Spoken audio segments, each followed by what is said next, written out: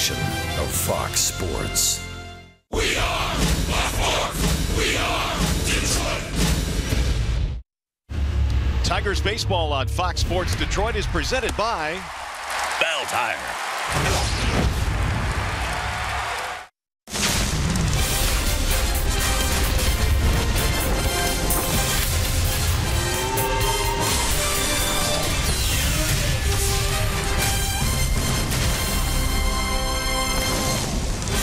Tonight, the Tigers embark on a 9-game road trip, the first 3 of which will be played right here in New York. We welcome you to the Bronx and Yankee Stadium tonight. It is Game 1 in this 3-game series featuring the Detroit Tigers and the New York Yankees. Hi again, everyone, and welcome to Tigers Baseball. Mario and Pemba, Ron Allen, glad to have you with us here for Game 1 in this series. The Tigers, of course, finally happy the trading deadline is gone. I'm sure Al Avila is. I'm sure Brad Ausmus is. And now that the dust is settled, Rod, it's time to get back to baseball. Well, absolutely. And one of the things is regarding Al Avila, he held out to get the best prospects he could get from Chicago Cubs for Wilson and his son, Alex Avila. And one of the things, those guys had been watching the players they acquired for a long, long time, too. But there's some baseball to be played tonight. All right, and the baseball will feature 2 really good pitchers. Michael Fulmer on the hill for the Tigers, Luis Severino for the Yankees. Both of these guys, high-octane fastballs. Well, both of these guys are tender age of 23 years old. Both of these guys made an all-star team. Both of these guys have incredible swing and miss stuff, whether it's the fastball, whether it's the slider, or whether it's the changeup. Let's start with Michael Fulmer. He had a 23 swings and misses in his last outing against the Kansas City Royals. A pretty good Royals team, but boy, did he hold them at bay. They won the game, but it wasn't Fulmer's fault. When you start talking about this youngster here, Severino, he hasn't been beaten his last 4 outings, 2-0 with a sub-2 ERA. He also lots of swings and misses in his last outing against the Redlegs. Both these guys power stuff. Both guys power sliders. Both guys power changeups. Both guys very young. Both of these guys not afraid. This should be an evening of some very fun baseball. 2 of your brighter right-handed stars in our sport. And it should be a fun series overall. Game 1 in the series just minutes away. After a short break, we'll be sending you to the Coliseum Studios and check in with Mickey York. Coming up tonight, all rise. It'll be our first look at the Judge, Aaron Judge, of the Yankees lineup. Stay with us. Tigers, Yanks, Game 1 coming up next.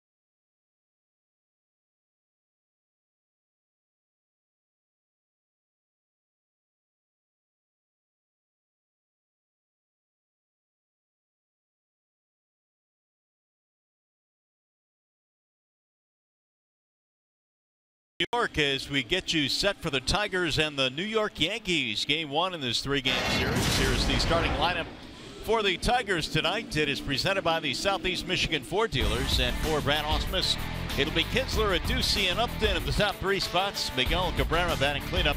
Nick Castellanos at third base. V-Mark the DH. You got Montauk, McCann, and Iglesias rounding it out for the Tigers.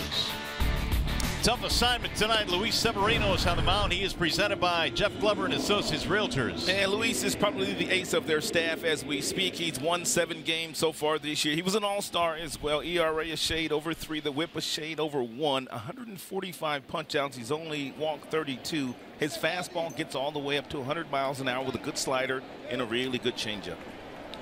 Let's take a look at the starting defense for the New York Yankees, always presented by Tim Hortons. Left to right, you've got Frazier, Ellsbury, and Judge. Third to first, you've got Frazier, Torres, Wade, and Headley. And Sanchez is the catcher tonight, putting down the signals for the very young, talented Luis Severino. And we are ready for baseball this evening. Ian Kinsler will get it started. The start of a 9-game trip for the Tigers. Here we go. The first pitch is outside to Ian Kinsler. If you're the Tigers, really no need to wait around against Severino. He will fill up that strike zone with a lot of high-octane fastballs early tonight. Ian looks at a strike on the outer edge. Severino got the benefit of that call. 1 ball and 1 strike. He doesn't need much help. 95 on the gun as he is just getting warmed up. Here's the 1-1 pitch. It'll get back out of play. 1-2 on Kinsler. Behind the dish tonight is Marvin Hudson, Mike Estabrook at first, Dan Bellino down at second, and the crew chief Jerry Lane at third base. And Severino, his average fastball has been 97 miles an hour this year. Spoiled away out of play. He throws that pitch about 51% of the time. When he's not throwing that, he's got a slider that he really likes. It goes anywhere from 88 to 91 miles an hour. He throws that pitch 35% of the time, and when he's not doing that, he has a really good changeup that he throws to the righties and the lefties. 85 at game time here at Yankee Stadium. Slap foul out of play again as Severino stays away from Kinsler, and he's in protect mode right now. And Kinsler doing a very nice job of seeing as many pitches as possible, giving Adduci in the on-deck circle good looks at Severino.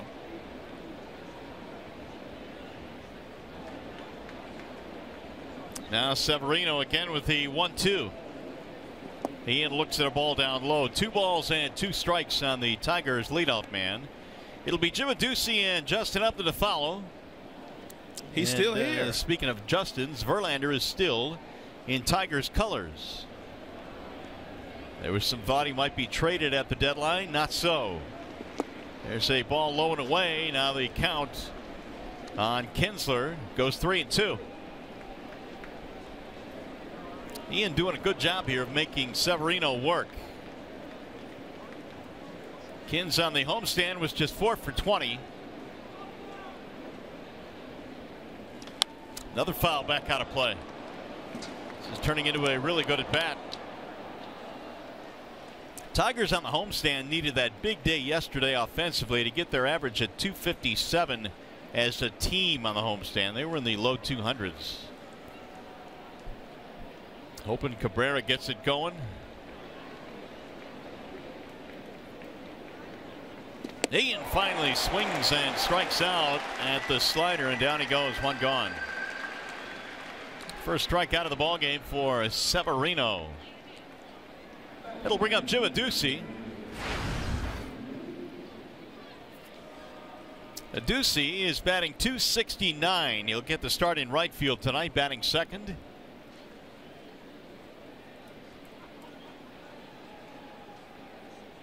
And he looks at ball 1 outside. Did not go on the appeal for Jerry Lane. Adduci is trying to break it 0 for 10. And he drives this one in the air down the right field line. It is hooking though, and foul. Anything in the air down there at 314, you got to hold your breath.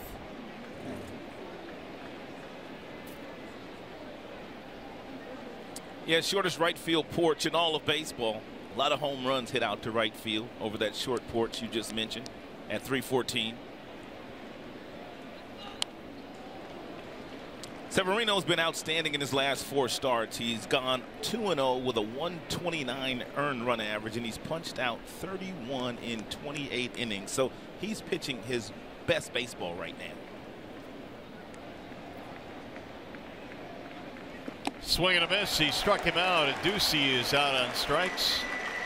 Couple of punch outs early on here for Severino. Well, at the top of the show, we talked about the fact that this guy had legitimate swing and miss stuff, and mostly it's the fastball that gets all the way up to triple digits. And when he's not throwing you that fastball, he can put you away with a couple of other different pitches. That would be the curveball, slider, and his changeup.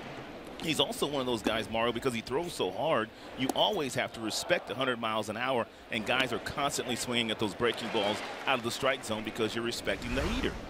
Well, here is Upton, and he'll look at ball 1. Jay Up showed out yesterday, didn't he? Ooh, the biggest game we've seen him have in a while. Hit a grand slam late in that ball game. Had a 2-run double, couple of singles. Yeah, 4 knocks. And career against the Yankees pretty good as well. 324. He likes these bright lights.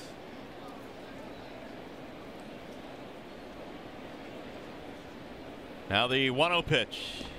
There's a strike call. You know, I was going to go with Miguel Cabrera and pick the stick today, but I heard you say that on the air yesterday, as a matter of fact. And what happened? Well, after that grand slam, I kind of changed my mind.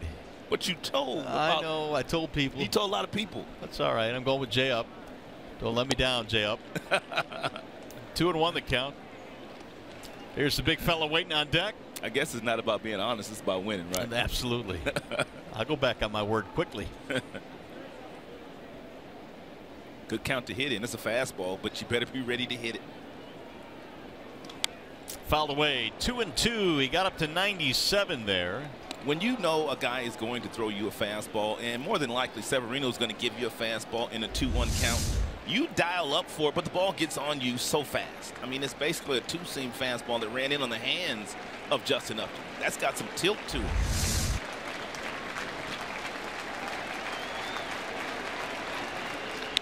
Line drive to left field. That is going to drop. Base hit. It is a 2-out single.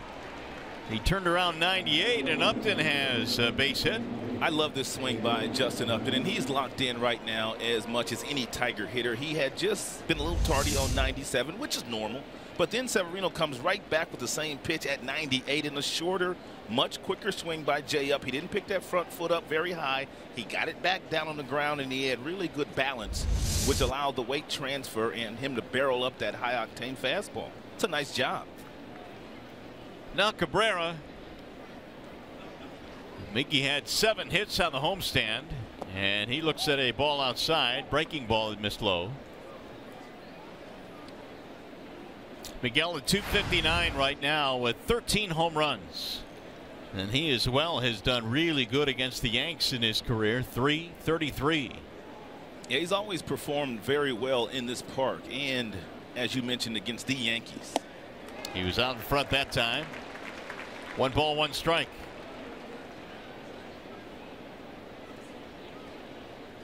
Justin's been running quite a bit this year.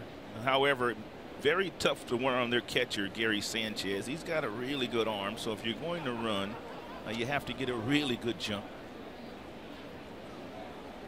Ooh, that straightened him up. Severino has been sitting around 93, 94 early on in this game. Here are the numbers on Sanchez.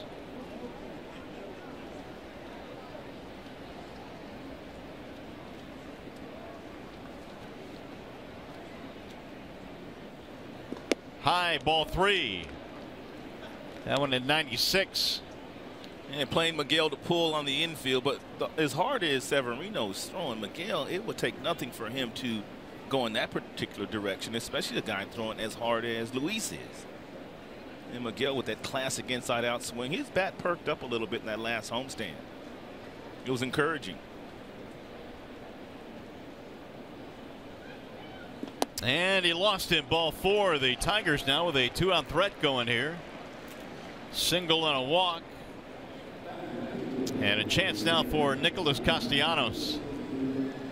Sanchez out to the mound. The command early on here of Severino has not been crisp. He has thrown 23 pitches in this inning.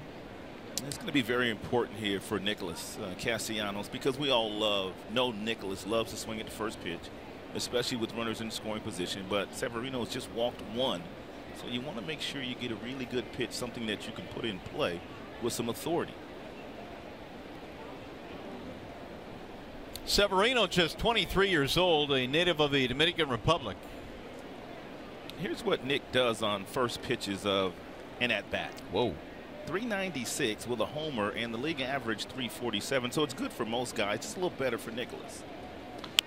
And he went after that first pitch, rolled it foul. And it wasn't the greatest pitch to swing at. Yeah. Easier said than done. The further you get away from that dirt down there, where I'm up here in this I'm up in this comfy. It's pretty easy up here. Comfy broadcast booth, but this is not necessarily the one you want to go after. I mean, it's hanging, which means it's a good pitch, but you're already thinking fastball. And because of that, he was way out in front. Yanked it foul. The 0-1. Soft ground ball to the right side. Diving stop there. Quick throw to first. Is not in time, and the bases are loaded. It's an infield hit for Castellanos. That's a routine ground ball if Wade, the second baseman, is playing where second basemen normally play. And because he's not playing in his regular position, he has to leave where he's playing now and get over, and then Castellanos gets himself an infield single. But what Wade did do, he prevented the ball from going into the outfield, which would have allowed the Tigers to score a run here in the first. So after 2 strikeouts, a single by Upton, a walk to Cabrera, and an infield hit to Castellanos. And now here is Victor Martinez. And Severino already at 25 pitches. And left-handers hitting 229 against Severino. Right-handers hitting 221. So not a big difference in his splits against righties and lefties.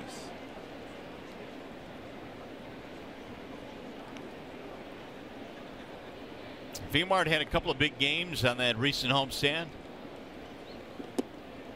He'll take ball 1. I don't know what it is about this Yankees team, but obviously this is the first time that we're seeing them in 2017, and we're almost in the month of August, but I can't ever remember Joe Girardi shifting as much as he's already shifted here in the first inning against just about every single Tigers hitter. I can't remember the Yankees shifting that much. I would agree.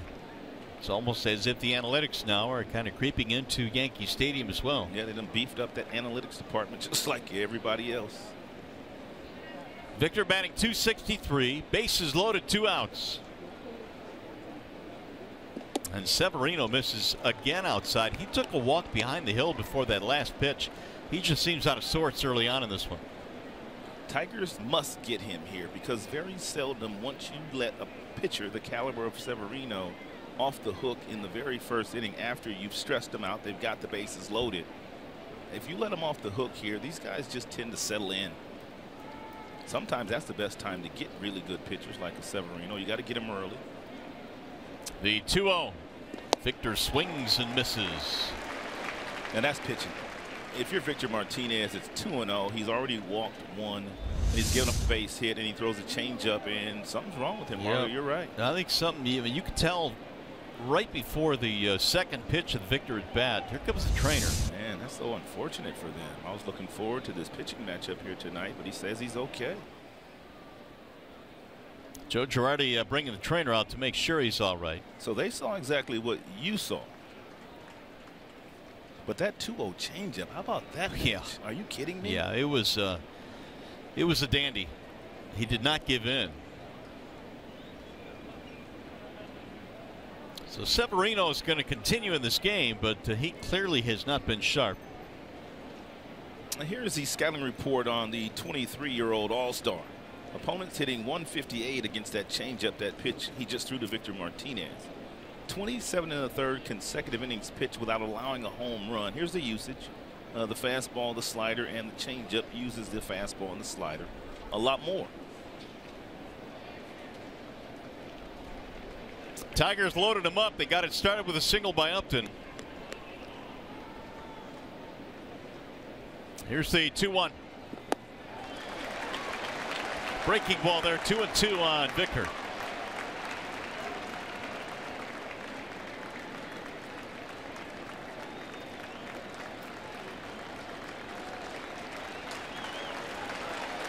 Maybe another hint is the fact that Severino's fastball really rarely has gotten above 96, 97 here.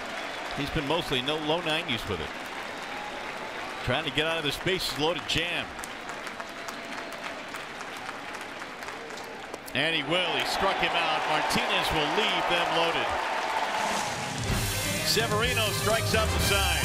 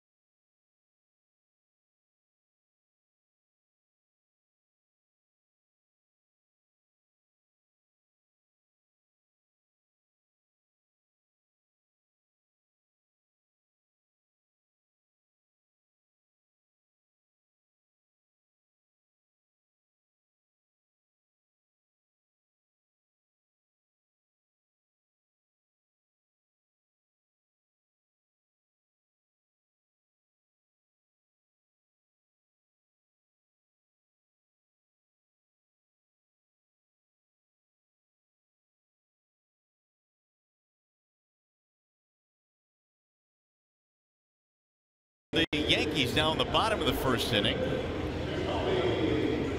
And the Tigers sent Michael Fulmer to the mound, presented tonight by Family Heating, Cooling, and Electrical. And 5 days ago, Fulmer took the loss against the Kansas City Royals. He gave up 3 earned runs in the game, but he was simply dominant for 8 innings, 23 swings and misses with the power fastball, good slider, really good changeup.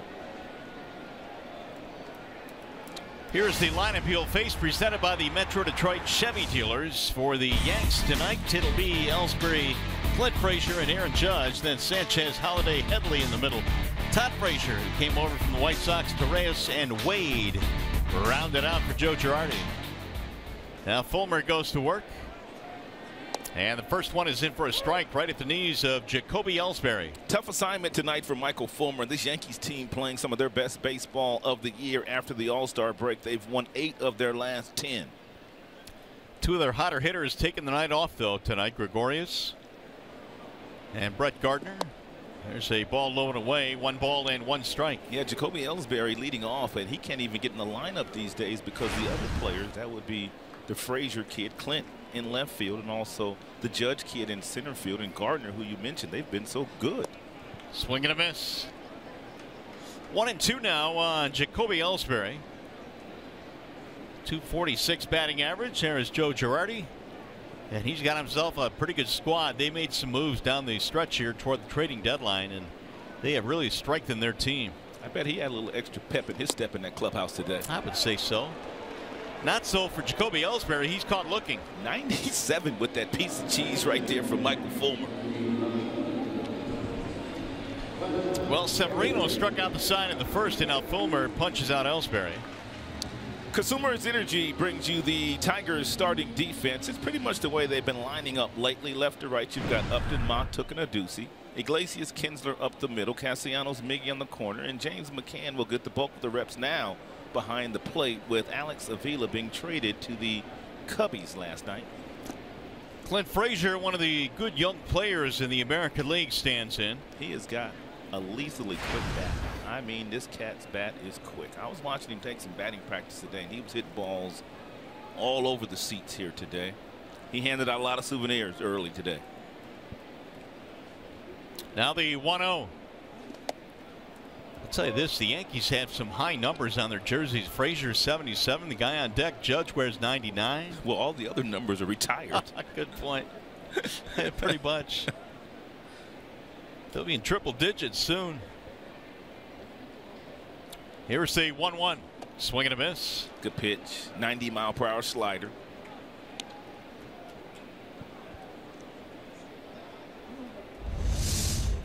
And Michael Fulmer looks like he's on top of his game once again today. 3 runs against the Royals in 8 innings in his last start. And he missed. Did he go around? Did not. A little different look today for Michael Fulmer. The beard pretty much gone, at least the length on the beard that he pretty much had all year. And I ran into him in the clubhouse and I asked him, why did you shave it? He said, man, it was just getting too hot. Yeah, I can imagine. No rhyme or reason. I mean, just getting too hot. It's one thing to have that thing going in April or May. Here's the 2-2. Fouled off. Everything for the most part at the bottom of the strike zone might not be bad for Michael Fulmer, at least on one pitch. Go upstairs here against the youngster Clint Frazier to see if he'll chase one of those fastballs in the mid-90s. Or he always has that weapon, that slider, if he chooses to go that route. Now the 2-2 again. Frazier sends a ground ball to the right side. Kinsler has it there. And Frazier nearly beat it out. He's out by a step. It's a routine ground ball. 2 gone. He's got them young legs, man. I guess. Ian Kinsler, he'll remember that, and so will all the other Tigers infielders. They'll remember how hard he was running down the line there, so they'll make sure they get the ball over to first base in a hurry when Frazier's running. Well, here is a matchup you would pay to see. It's Fulmer against Aaron Judge. 2 of the bright young stars in the game today. And suffice to say, power against power. Right. Judge has had a rough homestand so far, 3 for 19, and he's been swinging and missing quite a bit lately. But you knew he wasn't going to stay hot the entire year. 1 ball and 1 strike on Judge. Well, I can tell you this: 33 home runs, 74 RBIs. There is the Judge's chambers out in right field, complete with the robes. That's wonderful. Now the 1-1. That'll bounce in. 2-1.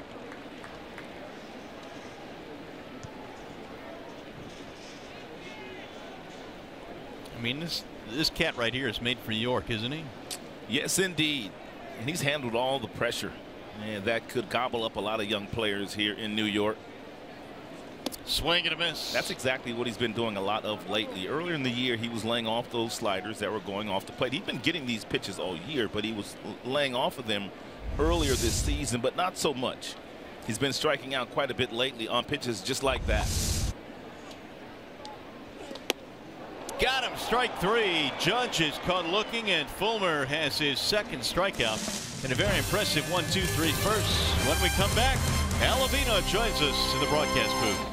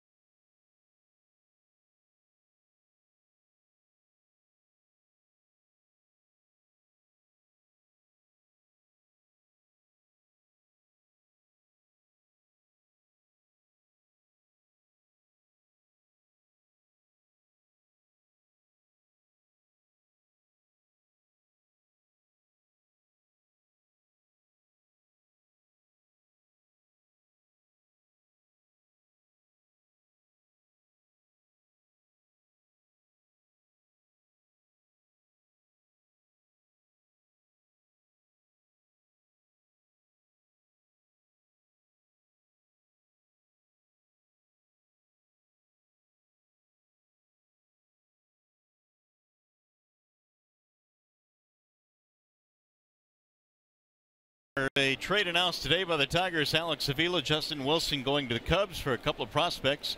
Jeimer Candelario and Isaac Paredes coming over to the Tigers, and it's a pleasure to welcome in Al Avila, the general manager of the Detroit Tigers. And Al, I know that you got to be well, kind of happy this whole thing is over now, as August is right around the corner. The last couple of days, last couple of weeks really have been kind of long for you and your staff, but your evaluation of how it's all shook out today.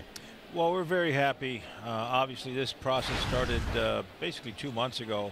Our Major League scouts for the last almost 8 weeks have been really going around the country watching all the minor league teams and evaluating players and sending in reports. Our analytics department has been gathering a lot of information. So, yeah, it's been a long process. Al, before we get into the players that Tigers were able to acquire, as Mikey Monta, man, just took one right in the back. But if you're going to get hit, I guess that's a good spot to get hit in. But before I get to the players, when the Tigers didn't sign Avila a few years ago, when he was when he was free agent, he walked to the Chicago White Sox. Your mom did not like that very much. Did you have to call your mom and tell her that you were going to trade your son to the Chicago Cubs, because she was not happy last time he left the team? Well, I did talk to her before coming on this show after the deadline, and no, she was not a happy camper. As a matter of fact, I talked to my father first, and he was fine. He understands, he's a baseball man. And then he says, well, now you're going to have to talk to your mom. She's not quite going to be the same. She's a little upset. So. Well, we want to talk about the two guys you got back today. First, we'll start with Jeimer Candelario and then Isaac Paredes, two young men that I think are probably going to move through your system. One is a little bit older than the other and closer to the big leagues, but you got to be happy with these two. We are, and this is for our analytics department. They wanted me to make sure that everybody knew that both players are age appropriate. All right. for their league. And Paredes being 18 years old, having a very good year in the Midwest League is very impressive. And of course, Candelario, their #1 prospect. Obviously he's been a great prospect, and he's done a very good job in AAA. Al, I've seen Chicago Cubs scouts at Tigers games for probably the last couple of weeks. Had you guys been watching these prospects for as long as the Cubs personnel have been watching your major league players? Yes. As a matter of fact, we have been watching them for a long time. We knew about Candelario from last year, to tell you the truth. He's always been a guy on the radar. With Paredes this year, we took special notice. I did take a little pride in that. I did actually get some text messages from a few other GMs telling me that they had Paredes on their radar, and they thought it was really a special pickup for us. So that always makes you feel good. So again, you have to give credit to our scouts. They've been out there working their rear ends off for the last 8 weeks, and it's one name that they said we need to have this guy in the deal. McCann, the batter here, as we talk with Al Avila following the trading deadline, which expired today at 4 p.m. The Tigers sending Justin Wilson and Alex Avila, Al's son, over to the Chicago Cubs, and strengthened the Tiger system in the meantime, as McCann swings and misses. And well, one of the questions, Al, is always, was there a mandate to cut payroll for you as you went forward? And your answer to that is? Well, no, I've never had a mandate to cut payroll at all. Which is a good thing. Chris Ilitch has done a great job in that. He basically has pumped in millions of dollars in the organization, basically so that we can operate on a normal basis. What we're trying to do is, and I've been saying it for well over a year now, is chip away little by little, make trades as we can, as they come about, that can help the club, and that we can, fill the club with young talent. We felt that we had a void in position players. We went out there and acquired several position players. Now we've got guys from all the way from rookie ball to AAA that we filled in, and we feel, obviously that puts us in a lot much stronger position as we move forward. So really, there is no mandate to cut payroll, but when we can, if the trade is good for us, for the Detroit Tigers, we will make a trade. And it's nothing that's going to happen overnight. We're going to be chipping away at this month to month, year to year, as the system allows. Another player, Al, that didn't get moved was Justin Verlander, and obviously everybody in the country was talking about Justin the last couple of weeks. Was there ever really a market for him? Did you ever really get close with Justin? Well, Verlander obviously is still a great pitcher. He's an icon for us here in Detroit. He's an original Tiger, drafted, developed, and you know, we think he's going to be a future Hall of Famer. So for us, you know, I'm sure there will be a team out there or more than one that would need him. It's a matter of, you know, making the time and the arrangements. I think sometimes in the winter time when teams are readjusting their budgets and readjusting their rosters, there might be a better opportunity there for us and for him at that point, more so than at the trading deadline. And I truly believe that. But you know what? And if it doesn't develop that way, we are more than happy to keep Justin Verlander for the remainder of his contract here. Because obviously he's a great guy in the clubhouse. He's still a great pitcher, and people love to see him. So I think it's a win-win for us in that if he plays here the remainder of the contract, it's great. If there's a trade to be done that helps us, that puts him in a good situation, well, that's also good too. Well, we want to take a look at the prospects now that you have in your system. Obviously, 1 through 10 now, it's changed dramatically with J.D. Martinez trade and also the Justin Wilson trade. We'll take a look at some of the new names on the list. But when you look forward to grinding out and redoing this system, you got to look at these names now, and all of a sudden it's got a bit of a different look. Yeah, we feel good about the you know, the pitching that we have with obviously Manning, Faedo, and Bo Burrows and Funkhauser and guys like that. And we got some power arms in the minor league also coming along. Now we just brought in some good position player type prospects to fill out that void. So we do feel good right now how we're filling in that minor league system. And we will be spending a lot more money and investing a lot more in our scouting, our player development, our analytics, and catching up really to the rest of the industry.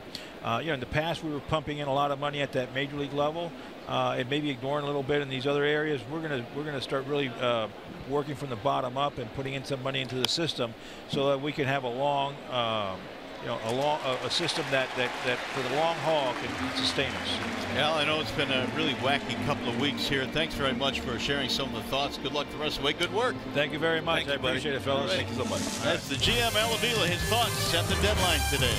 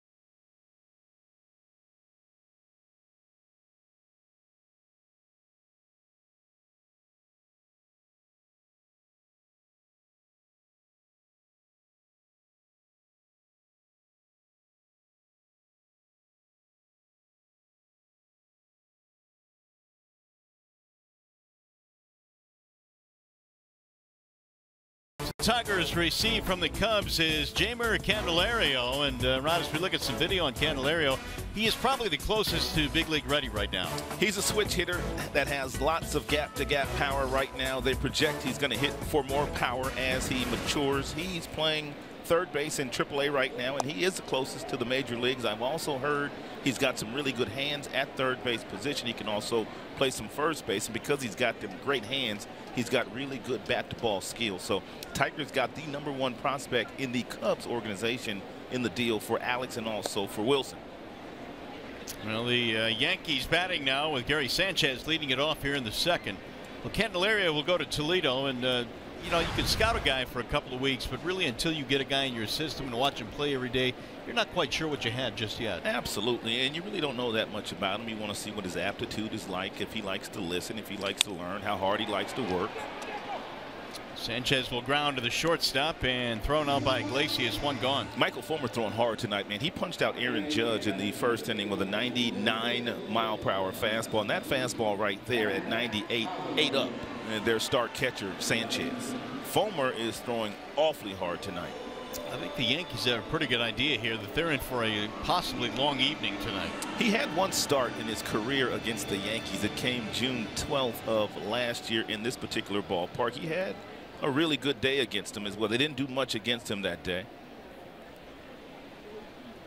Michael, a couple of strikeouts and a couple of ground balls early in this game.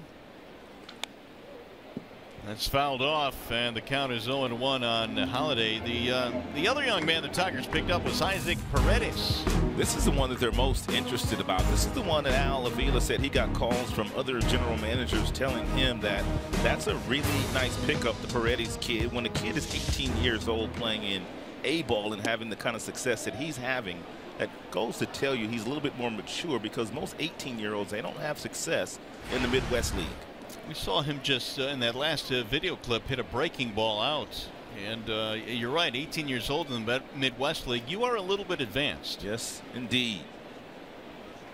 Holiday waits on the 0-2.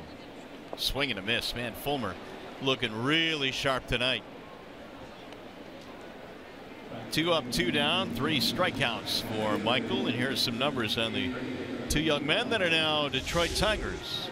You know, a lot of people are talking about the fact that the Tigers in the deal for J.D. Martinez and the deal they acquired yesterday for these particular players here, as you look at their numbers, everybody's wondering why the Tigers are getting all these infielders. Right. Well, they're trying to get the best athlete they can get in the deal. The Tigers have made a mission of trying to get more younger and more athletic. There's a bouncer up the middle into center field, and a base hit for Chase Headley. 2-out single is the Yankees' first base runner of the night. If you've watched how the Houston Astros play the game of baseball these days with all their youth and athleticism and power arms, if you watch the Kansas City Royals, they do the same thing. Tigers are trying to be that same type of team. You know, Rod, the Tigers have so much good pitching talent and depth in their organization. Yes, a lot of it is at the lower levels right now, but I agree. I think you go out, you get as many athletes as you can, regardless of the position.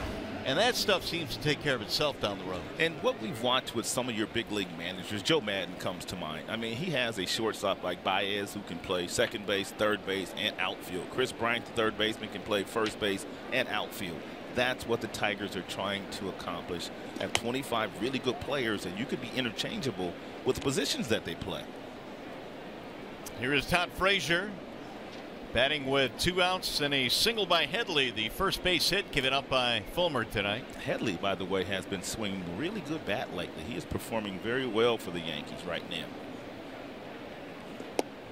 Frazier, we've seen him now quite a bit the last couple of years with the Chicago White Sox in the Central Division.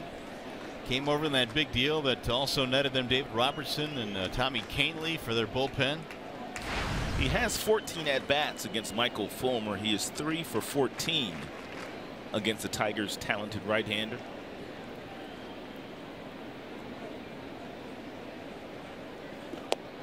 That is in for a strike. 96 from Fulmer, and that's where his fastball pretty much has been early on in this game.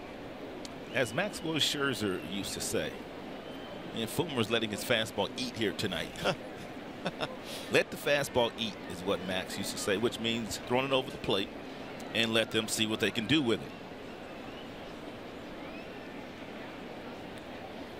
Frazier chops one back to the mound.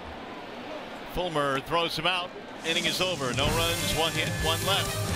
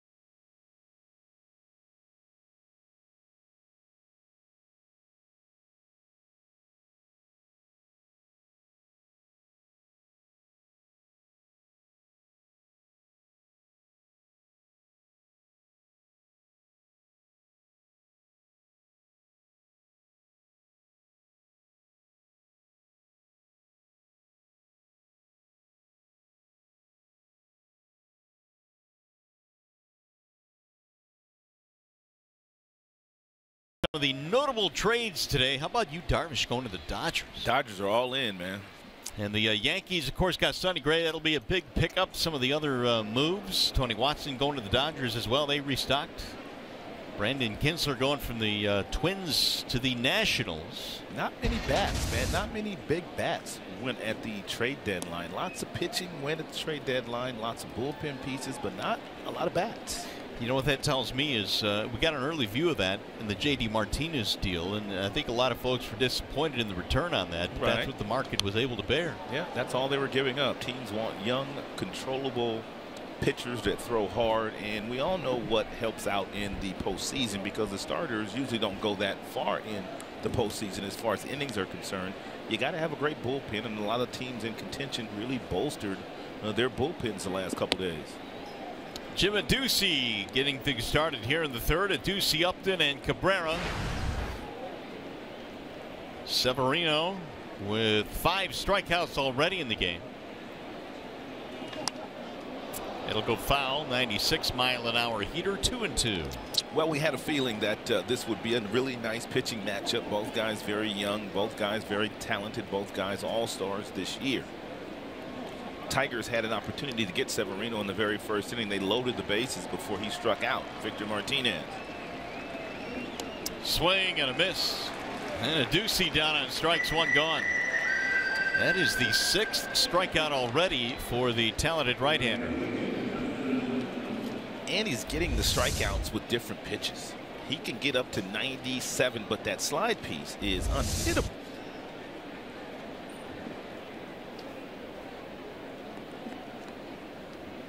Strikeout high this year is 12. Did that against the White Sox. He's had 4 games of 10 or more as Upton looks at ball 1. Take one more look at this slider, Mario. I mean, it stays on the fastball plane all the way out of his hand. That's fastball, fastball, fastball. All of a sudden, right here, the ball just disappears. Boom. 1 ball and 1 strike. It literally disappeared. Yeah, that was a really good one. Well, some of the video we had seen on Severino, we saw that pitch a lot to the left-handed batters, and it will tie you up. J-Up back out of there, 2-1. Upton had himself a really good at bat in the first inning against Severino. He had struck out the first 2 batters of the game. Upton finally singled to give the Tigers their first runner. Justin has been driving the ball the opposite way with a lot of authority lately. Lots of doubles, grand slam yesterday the opposite way. Lots of singles in the right field, and he's known as a pull hitter.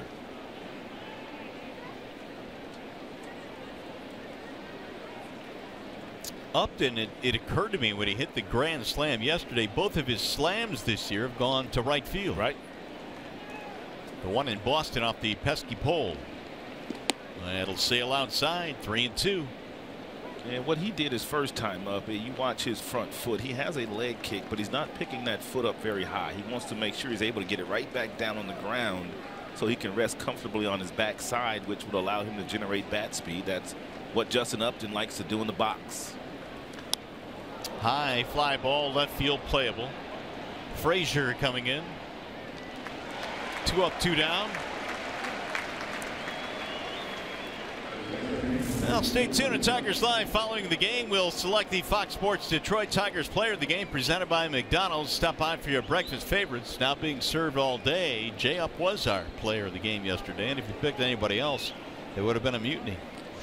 J-Up 16 points in pick the stick yesterday for Trevor Thompson. There are the swings and misses so far against Severino. J.D. Martinez holds the record this year for most points in pick the stick in one day. 17. Miggy had a walk in the first. Held up. Mike Estabrook down there at first base said he did not go. So Cabrera is still trying to get it going. He sits safely at his last 3, and as you mentioned, Rod, we saw some signs at least on the last homestand that maybe he is getting there. There's a drive to center field. And it's going to be run down by Ellsbury to end the inning. It'll be a 1-2-3 frame for Severino.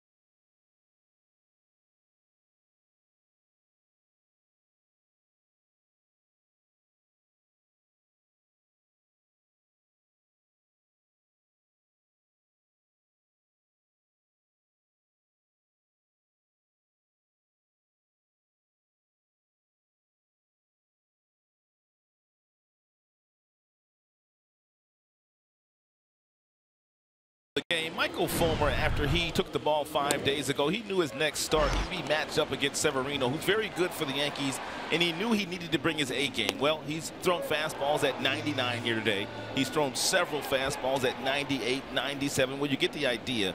He's got his foot on the gas pedal, and then when the hitters start looking for the fastball, he does that to you. And it's just not fair. Nope. It's just not fair.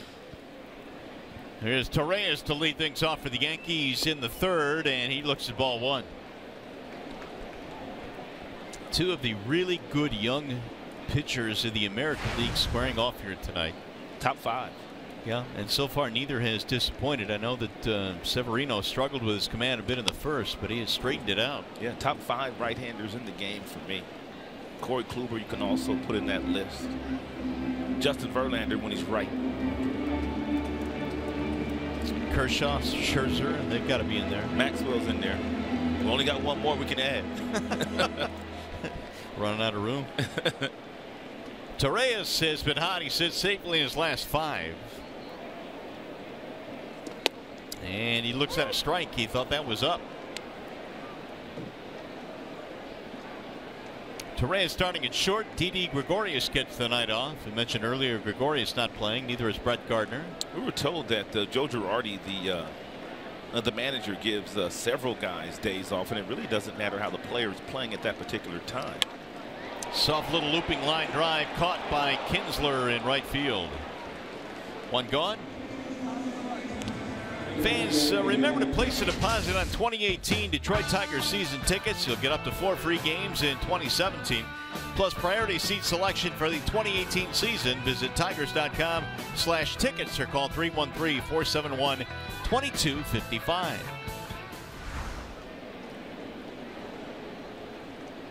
One away now for Tyler Wade. Slice to left field, base hit. Wade is aboard with a 1-out single. Pretty good looking stroke right there. Wade has been watching the previous 8 hitters and the fact that Fulmer's been throwing a lot of first pitch fastballs, so he went up there and sat on one. It doesn't take a big swing because he doesn't have big power and just slices the ball the other way. But you're right, that's a really nice swing on a 97-mile-per-hour fastball. Really hasn't been too much trouble tonight for Fulmer. Gave up a 2-out single to Headley in the second, no damage. Here is Jacoby Ellsbury. Wade with a pretty big lead over at first base, like he wants to run or something. Drilled to center field.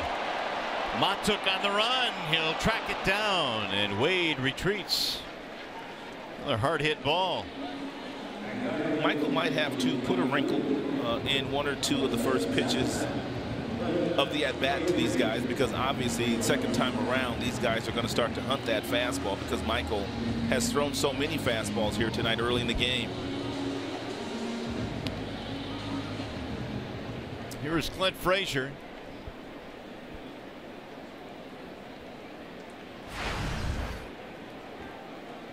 It was this time last year that Frazier was a hotshot prospect in the Indian system. He came to the Yankees and a deadline deal for Andrew Miller, who went the other way to the Tribe.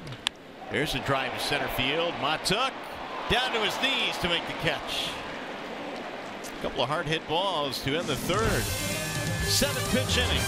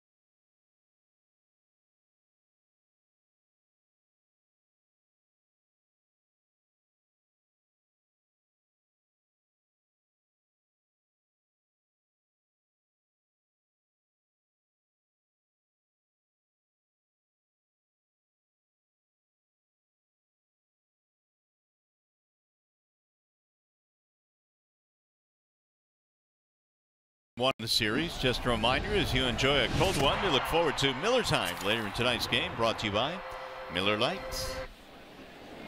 Well, we anticipated that the offense would be tough to come by tonight. So far, that has been the case. Severino goes back to work and delivers outside to Nick Castellanos. Well, Michael Fulmer in his start 5 days ago against the Royals, he had 23 swings and misses on a variety of pitches. And Severino 5 days ago against the Cincinnati Reds had 20 swings and misses. Wow. So these guys are pretty much cut from the same cloth. Big, strong, power right-handers. The one difference tonight here is Severino's pitch count much higher than Fulmer's. There's another one that missed, and now the count's gone 3-0. Yeah, Severino's kind of been all over the place, but he does have quite a few strikeouts in the contest up until this particular point. Michael Fulmer, he's getting a lot of first pitch outs, as he always does. Struck out 9 against the Reds in his last outing. The 3-0 pitch. He takes it right down the middle of strike call. He didn't take anything off, did he? No, 97. V. Martin and Mikey Matuk in the fourth inning for the Tigers.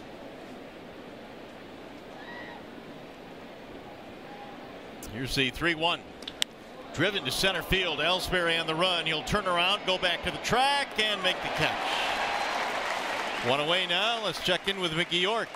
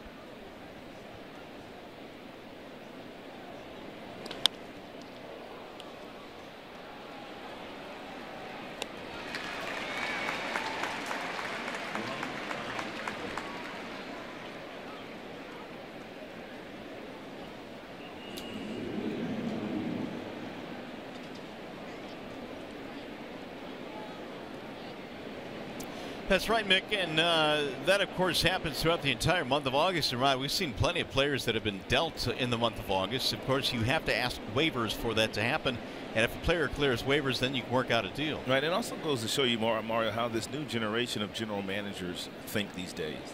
They are holding on to their prospects. I'm really shocked that really no one wanted Justin Verlander, or they were refusing to pay his money. You put him at the top of the Dodgers rotation or the Astros, who in my opinion didn't do enough at the trade deadline, then you automatically might play that final game of the season.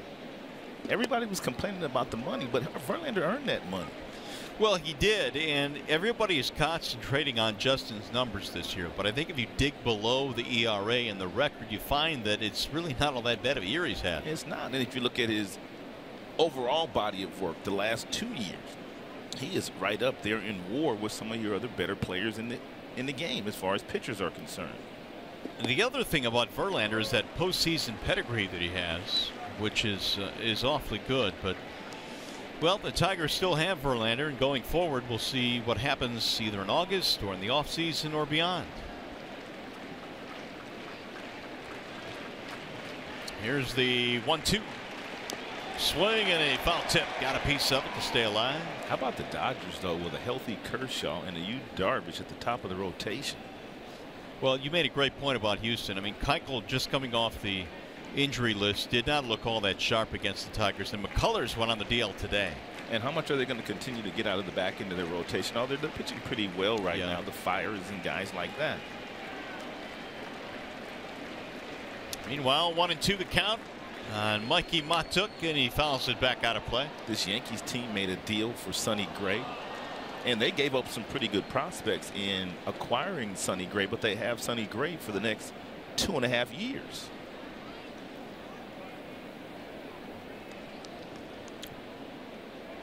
One and two on Matuk.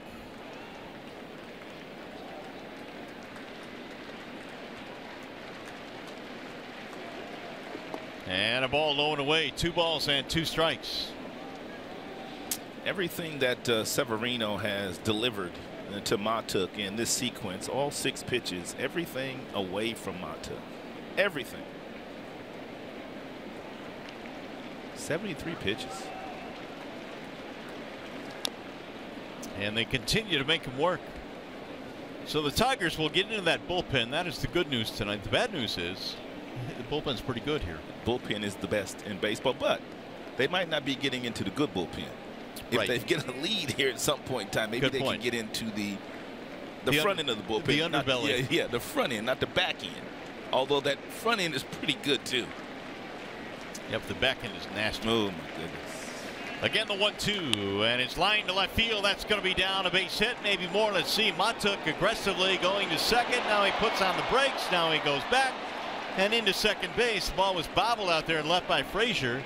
Mikey was going to stop. It's a nice job by Mikey Matuk here, putting pressure on the youngster Clint Frazier in the outfield. As soon as he takes this hanging breaking ball or changeup off the plate, he hits it softly to the outfield. When he started to run out of the batter's box, Mikey Matuk was running very aggressively, and he put pressure on Frazier. Single E7 will give the Tigers a 2-out chance here. It's a really good at bat by Matuk. Tigers have had some good at bats tonight, driving up that pitch count of Severino. McCann struck out at his only at bat, and James looks at ball 1.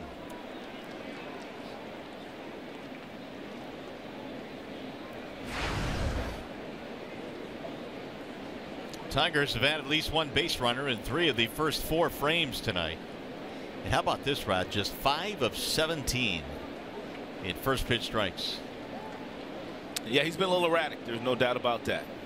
And the Tigers at some point in time, man, they've got to make him pay. He's given them an opportunity.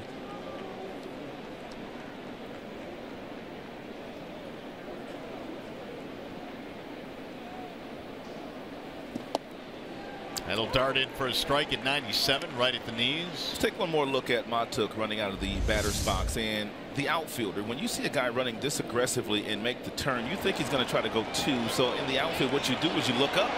And because he looked up at the last second, that would be Frazier. He mishandled the baseball, and that allowed Matuk to scoot into second base. That's why you run hard out of the batter's box, to put pressure on the defenders. In there, a strike called right at the knees. McCann thought it was a little bit low. Severino's fastball now is starting to get up to 97, 98 range. Earlier this year, he threw a pitch at 101.2 miles an hour against Seattle, which is the fastest for a starter this year.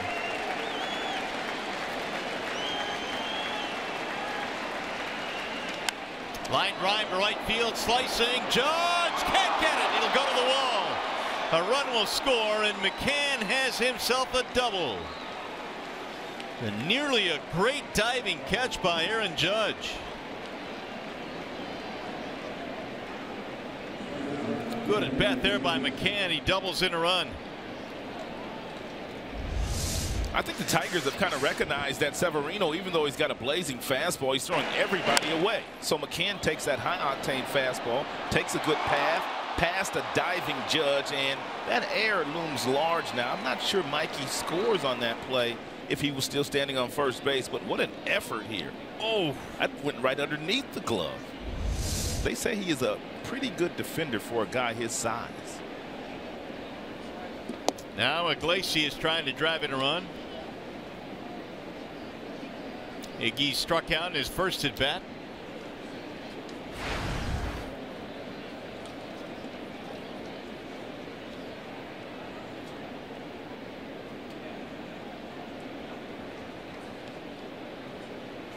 The 1-0. Time now for the Bernstein advantage as Iglesias is in there in his last 15 games. A pretty heady 379 average. Got 12 RBIs. He has scored 12 times. Not to mention he's been playing sparkling, dazzling defense all season. We in many ways, I think, kind of forget about the year that Iglesias has had. He's kind of nestled in the bottom of the lineup. Nobody talks about him a lot. Right. As you see the pitch count now getting up to 81 for Severino. Yeah, Severino's probably got one more inning to pitch here, and then they're going to have to go to their bullpen early tonight. Tigers going to run, and the RBI doubled by McCann. Fouled away, 2-1. Yeah, Yankees defenders playing really shallow. Ellsbury in center field playing shallow, but he doesn't have a strong throwing arm, so it will be no problem for Dave Clark to send McCann home if the ball's hit in his direction. However, if the ball does go to right field, Dave Clark's going to have to think better. Judge has a very strong arm in right and is playing shallow.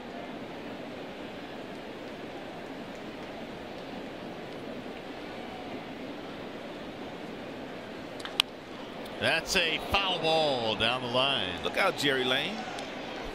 Third base umpire down there. Showed some pretty good moves there. Yeah, he did. I'm all right.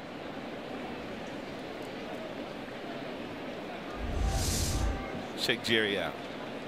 Dancing with the Stars. Don't pull a hamstring. You know how the older you get, when you move fast, stuff just starts to hurt.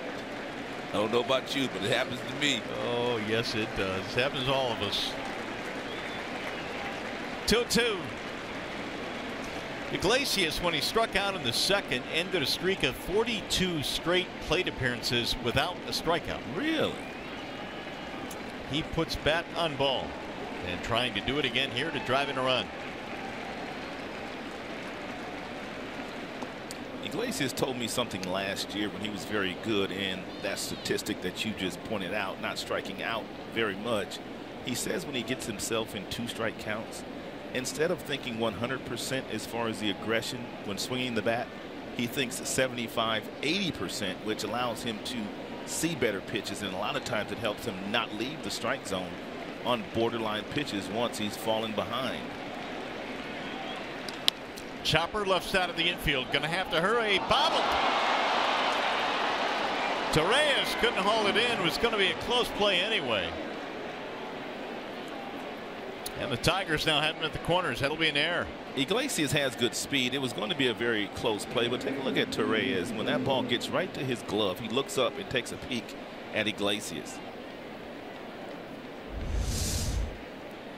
And right when the ball gets to his glove, he takes one peek up about right there. He's looking up. He's not even looking at the ball down in the glove, and the glove was closed. So that's a mistake on the youngster's part, giving Iglesias way too much credit. He wasn't even looking at the ball. It's kind of hard to catch it when you're not looking at it. And you close your glove, too. So here is Kinsler now. Defense not helping out Severino here in this fourth inning. But he got him to pop it up. Judge is under it to retire the side. Tigers get a run to go ahead. When we come back, it'll be Fulmer against Judge. Round 2 coming up.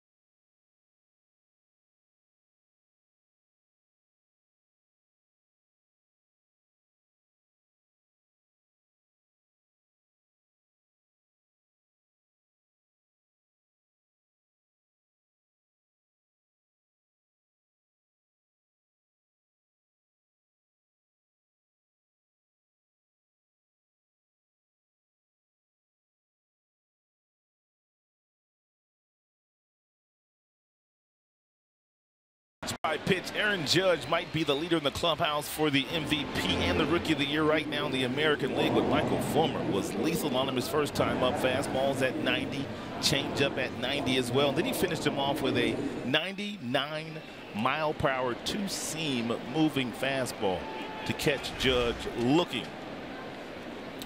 Here is round 2 of that battle as Judge begins things here in the 4th. It'll be Judge, Sanchez, and Holiday. That was an 87-mile-per-hour fastball that Fulmer started Judge off with that he missed on the first pitch. Now the 1-0. 2-0 on Judge. Only 2 base runners so far tonight for the Yankees, both singles. He gonna throw him a fastball here? I don't know. I think so. Think so? Yeah, dude. Let's see.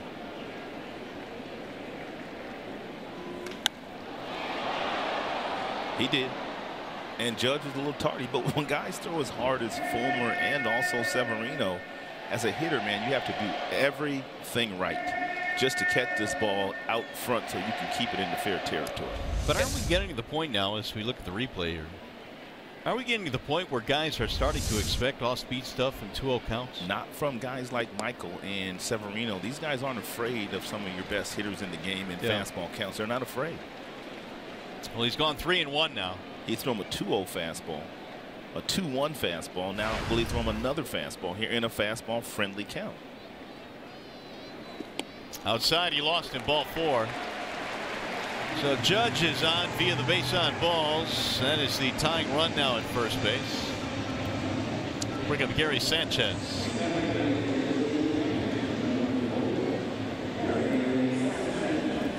Fulmer has made 20 starts this year. 17 of them have been quality starts. Yeah, and I was just getting ready to say he does not walk many.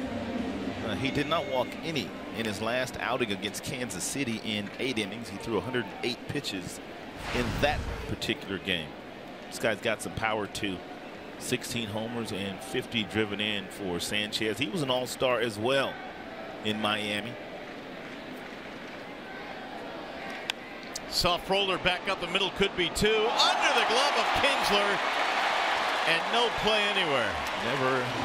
It's not often you see Ian nonchalant a play like that. But it cost the team a double play ball. E4. I mean, this is about as tailor-made as they get for a Gold Glove shortstop like Ian Kinsler. He was just going to field it with the glove and touch the bag and simply forgot to take the baseball with him.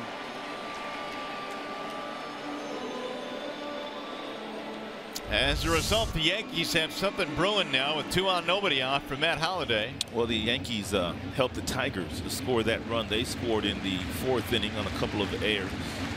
Now Michael Fulmer's going to have to pitch out of this jam. Holliday fanned in his first bat 0 for 1.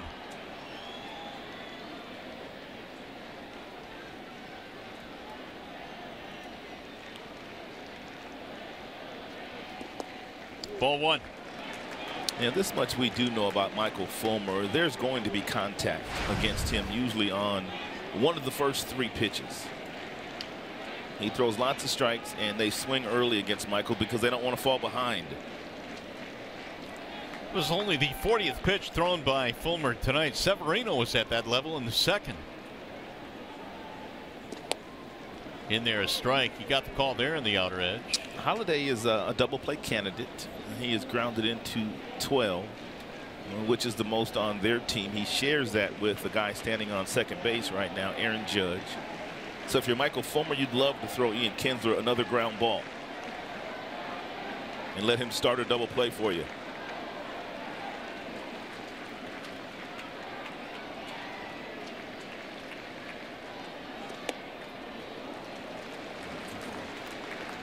Two and 1 on Holliday. The veteran DHing tonight for the Yankees. 16 homers, although he's been scuffling of late. 4 for his last 29. But boy, those numbers against the Tigers. 403.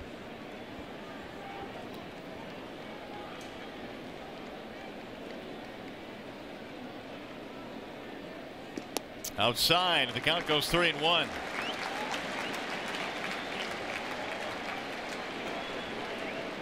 Chase Headley waiting on deck.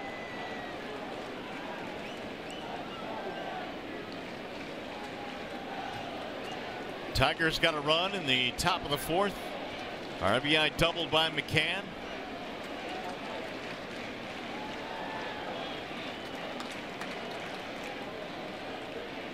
The 3-1 pitch.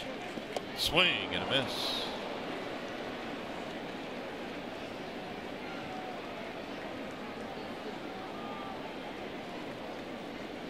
Fulmer last year made a start against the Yankees here and went 6 innings in that game. 2 hits, no runs.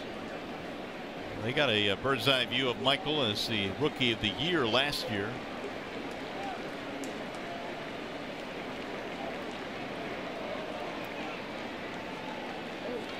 Foul away. He kept saying last year, Rodwell, wait until he goes around the 2nd time through the league, and then wait until he pitches on a big stage like Yankee Stadium. Right. He just seemed to meet every mile marker along the way. And continues to do as much. No such thing as a sophomore jinx with Michael Fulmer. Those words really haven't come out of our mouths. This guy is what they look like, and scouts will tell you that. Big and strong and burly with an outstanding fastball. Look at his whip. First 2 seasons. 1.11 in Tigers history. Only Ed Summers and Mark DeBird Fidrich better. Flared out of play. The Yankees doing a much better job here, 2nd time through the lineup against Michael Fulmer. Guys have already seen him once, and guys are having better plate appearances. 7 pitch at bat for Holliday. Michael Fulmer still looking for the ground ball off the bat of Holliday's. Here's the 3-2. Instead, he'll bluff to second. Judge back in there.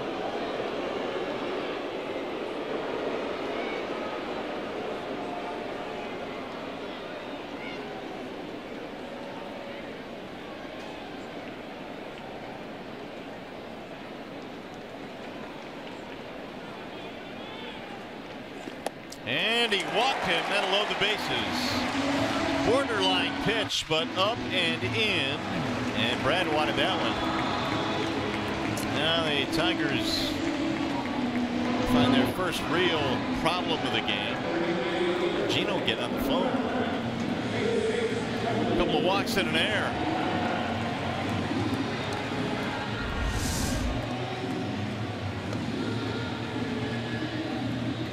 Just a skosh high. So here's Headley now. Headley's been hot lately. Since June 13th, a .418 on base percentage for Headley, which means he's getting on base with regularity. Single his first time up today. He'll drive that one to the gap in right center field. That's trouble. It's going to go all the way to the wall. 2 runs will score. They're going to hold Holiday at third. It's a double and 2 RBIs, and the Yankees have the lead. I brought this up last half inning regarding Michael Fulmer and some of the hard contact that was made against him to end the inning on the line drives to center field. The Yankees are hunting the fastball now. They're looking for fastballs, and Headley gets himself a fastball. It's at 96, and he turns on it and hits it in the right center field. What Fulmer needs to do is make an adjustment. He has to start to throw a slider or a changeup on one of the first 2 pitches to get the Yankees off of the fastball again. And Rich Newby may be delivering that same message. Still nobody out. A 2-run double off the bat of Headley, who now has 42 driven in for the Yankees.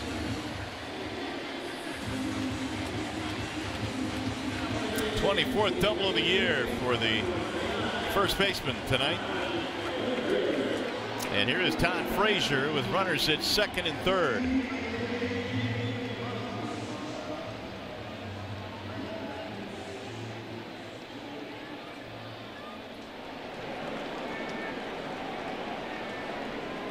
Frazier tapped one back to the mound in his first at bat.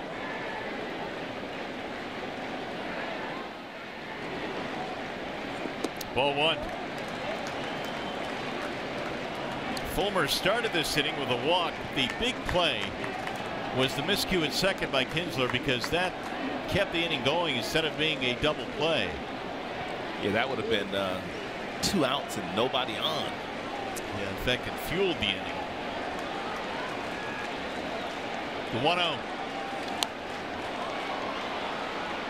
It really doesn't matter which uniform Frazier is wearing, whether it be the Cincinnati uniform, the White Sox uniform, or now the Yankees uniform. The game plan stays the same. You want to try to get him out of the way, although you got to be careful with his 314 porch here. He doesn't have a lot of power that direction, but he can flip a ball in that direction and hit it over the wall. He does not hit the ball that well to right field. He's a dead pull hitter. Here's a drive to right center. That ball's going to get down. They're going to try and score 2 runs. They will. Frazier knocks in a pair with a 2-run single, and the Yankees have a 4-1 lead. Told you coming in, this Yankees team is sizzling hot right now. They've won 8 of their last 10 games, and they have one of the best home records in the sport. They play well here. It's that simple.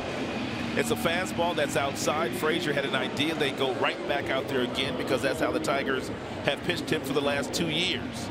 A sharp single, plates 2. This game is turned on a dime. I mean, Fulmer went from looking unhittable, absolutely, until this inning. 2 walks, an error, a double, and a single, and all of a sudden it's 4-1 Yankees. And now we're getting to the point now, Mario, he's already thrown quite a few pitches in this inning, unless he really starts to get some easy outs. I mean, he may not survive the inning. Yankees almost 6 runs per game at home this year. Swing and a miss. 0-1 on Torreyes. That's how you get him off your fastball. You start to throw a breaking ball or a changeup on the first pitch. Now you get ahead. Now you can get away with that fastball, because Torreyes doesn't know whether you're going to come back with another off-speed pitch or the mid-90s fastball.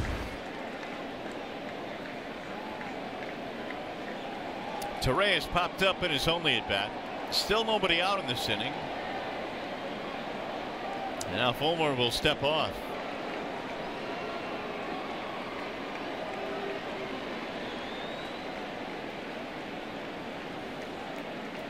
This will be the 20th pitch he throws here in the 4th.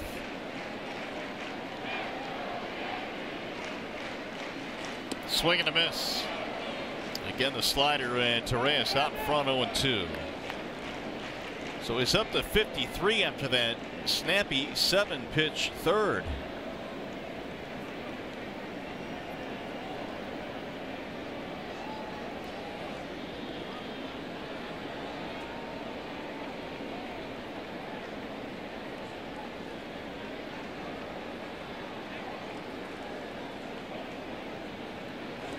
Outside 1-2. The Yankees are 31-18 at home this year, which is the best record in the American League. And they've done a lot of damage this season against teams in the Central. They are 20 over against teams in the Tigers division. Judge got it started with a walk.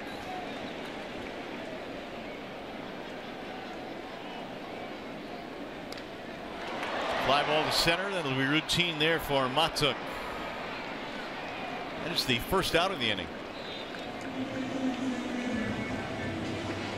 And pitch usage so far tonight used by Fulmer. He's thrown that changeup only 11% of the time. He's thrown that slider a bunch. But really, since the All-Star break, the slider has been a much better pitch for Michael Fulmer. Whereas before the break, it was a changeup that he relied on.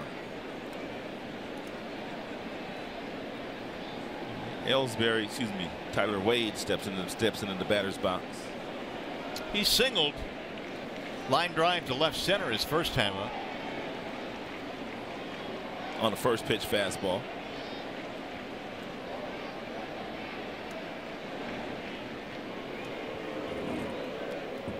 All of a sudden, the Yankees now have 4 runs on 4 hits.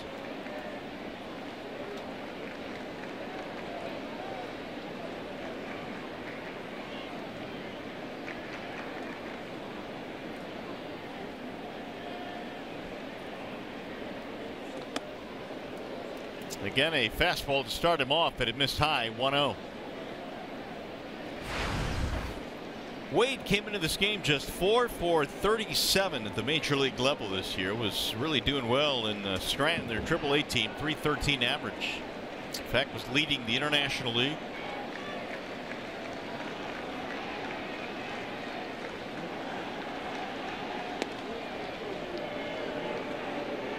Frazier back in there, standing up at first base. He has delivered a 2-run single. Tigers going to play a lot of games on the road now, starting with this road trip. 12 of their next 17 away from Comerica. Checked it. 1 ball, 1 strike. And Tigers in a really difficult stretch as far as their schedule is concerned. Kansas City Royals, Houston Astros, now the Yankees. All 3 of those teams hot in the playoff hunt, although they did take 2 or 3 from Houston.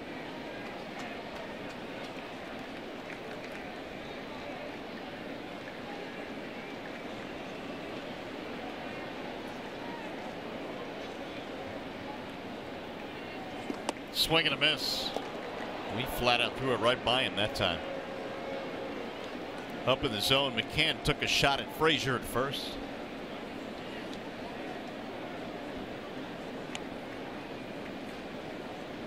That's what I admire about all the great catchers that have played in the league, whether it's Yadier Molina or Pudge Rodriguez. Not afraid to throw behind the runner at first base. That's a great point. You never know how much that'll cut down on the lead. But that's why you do it, though. You make guys aware of the fact that you will throw down there and you cut down on their secondary leads, especially in double play situations. Frazier will steal a base too. At least he did for his former team, the Chicago White Sox. He led the White Sox in stolen bases last year. It wasn't very many, but he led them in stolen bases. I think he had 16. I'm not sure on that number. And a strike call. Inside part of the plate. Wade didn't like it, and he is out of there. 2 gone.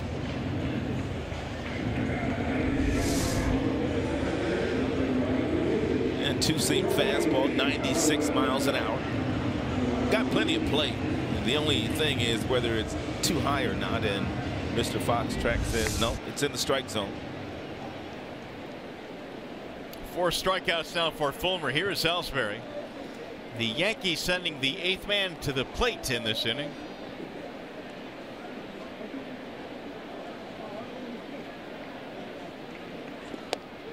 Ball 1. The Yankees today have swung at 8 of the first 19 batters today have swung at the first pitch. 19 batters seen so far. 8 of them have swung at the first pitch against Michael Fulmer, and most of them did it the second time through the lineup. Not so much the first time through. They figured Michael was throwing a lot of strikes after the first time through.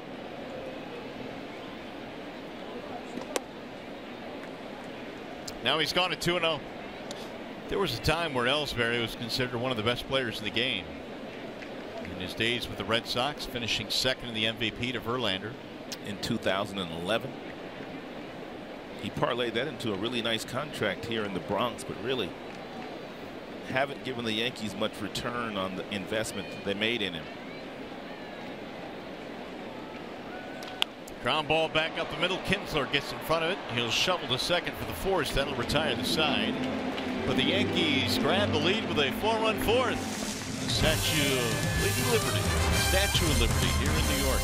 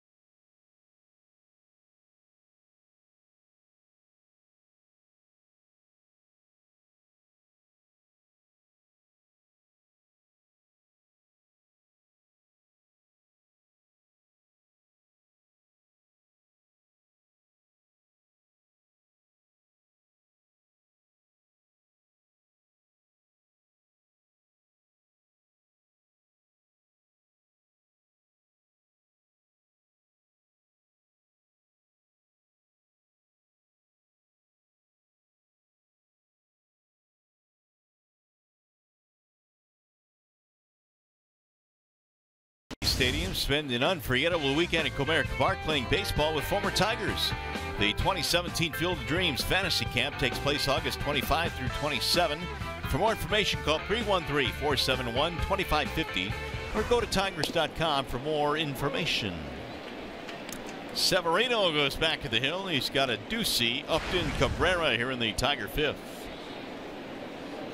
A doozy, couple of strikeouts in the game. And he looks at a strike. Ooh, he got a call there. 0-2. Yeah, backdoor breaking ball there. Severino started that ball off the plate, and apparently Marvin Hudson, who is the home plate umpire, thought it caught the corner.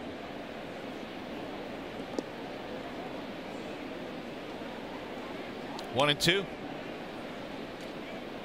So Severino now at 89 pitches. I think probably looking at his last inning. We'll see how this shakes out. Here's the 1-2. Fastball at 99. And the most that Severino has thrown in a game this year, 114. He's done that twice.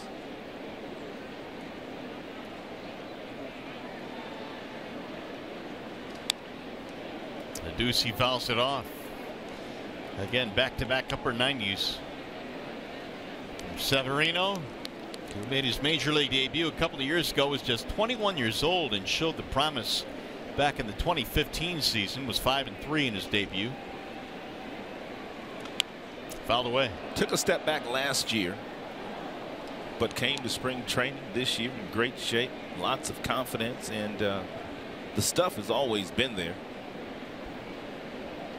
An all-star at 23 this year, the youngest Yankee pitcher to make an all-star team since Stottlemyre in '65. Ooh, that's a long time ago. Meanwhile, the Ducey battling him here. He said, here it is, 98, right down the middle.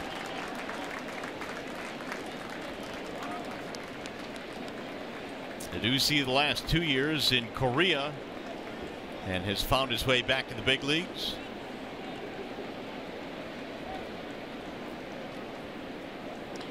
Bouncing ball right side, gloved by the first baseman Headley. Severino covers, and they just got him at first. One gone. Time now for the AT&T reliability stat of the game. Severino's getting close to triple digits in this game. Yeah, not many starters throw 100 miles an hour, but here's an example of a few that do. You know, Martinez has done it 45 times. You can see Severino, he's the leader in the clubhouse. He's done it 54 times, and you have Noah Syndergaard and Garrett Cole have all touched 100 miles an hour this year with their fastballs. Here is Upton. Fouled away. You know, if Syndergaard was healthy, he probably would have quite a bit more. No doubt. Hey, you want to catch the subway back?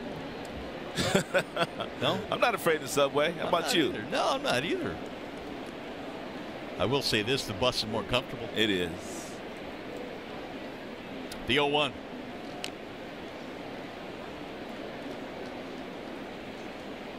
Oh, 2 on Upton. 99 again from Severino.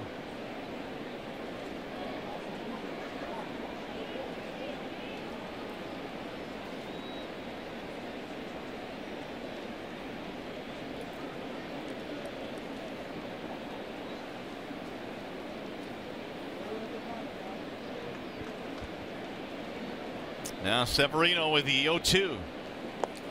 Remember a couple of years ago when Louis Pujols was managing. Remember we had a Lou as his bench coach here, right? As well. We got on the subway from the hotel and it broke down halfway through. And here we are dragging our bags, wearing suits, trying to find Yankee Stadium, walking in the middle of the Bronx. It was probably hot and humid too, wasn't it? It's like 9,000 degrees. Here's the 1-2. And he got him, strike 3. He froze Upton. 2 away. Now that Severino has the lead, he looks like he has gotten locked in here in the 5th inning.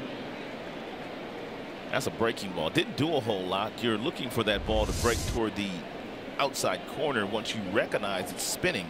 But that one just kind of spun and didn't move to the outside corner. Therefore, Justin couldn't pull the trigger on it. Ball 1.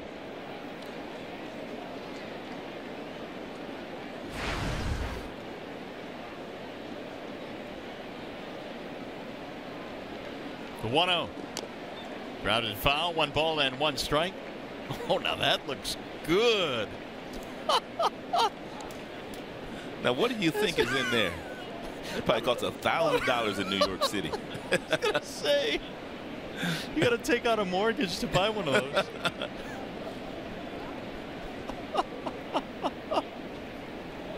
It sure looks good, though. Here's the 1-1. Foul back out of play, 1-2. Now, what do you think's in there? Oh, probably just a little lemonade, some juice.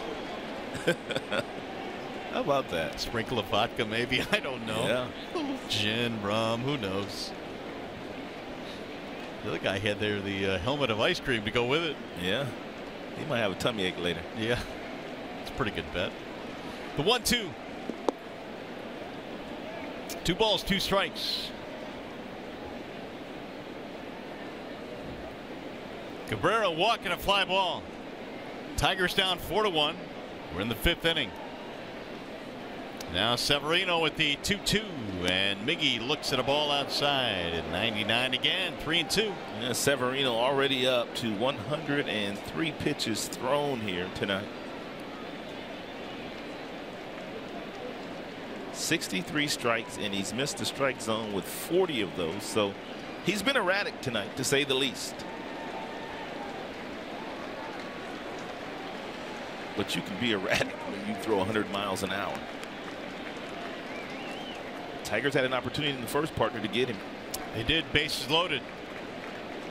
The 3-2. Staying alive. He came back with a 3-2 slider to Miguel.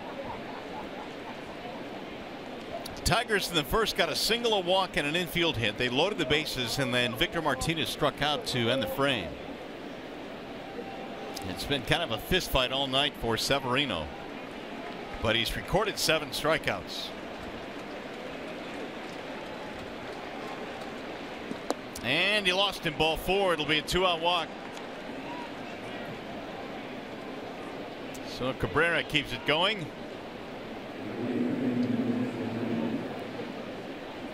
Now we'll get some action in that bullpen for the Yanks. Second walk for Severino to go with the hit batter as well. There's Canely, the hard-throwing right-hander, former White Sox pitcher. It's a pretty good luxury when you can bring in a Tommy Canely in the 5th or 6th. Yeah, he's throwing 100 miles an hour too. Castellanos looks at ball 1.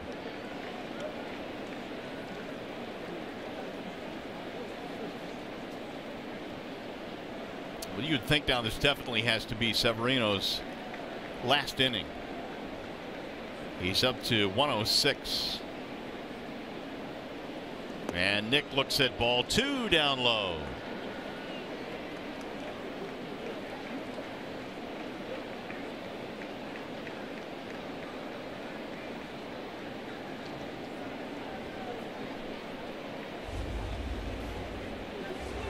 Hey, Tigers fans, if you can't catch the games on TV, you can stream them live on your mobile device with Fox Sports Go. Download the app and take Fox Sports Detroit and Tigers baseball with you wherever you go.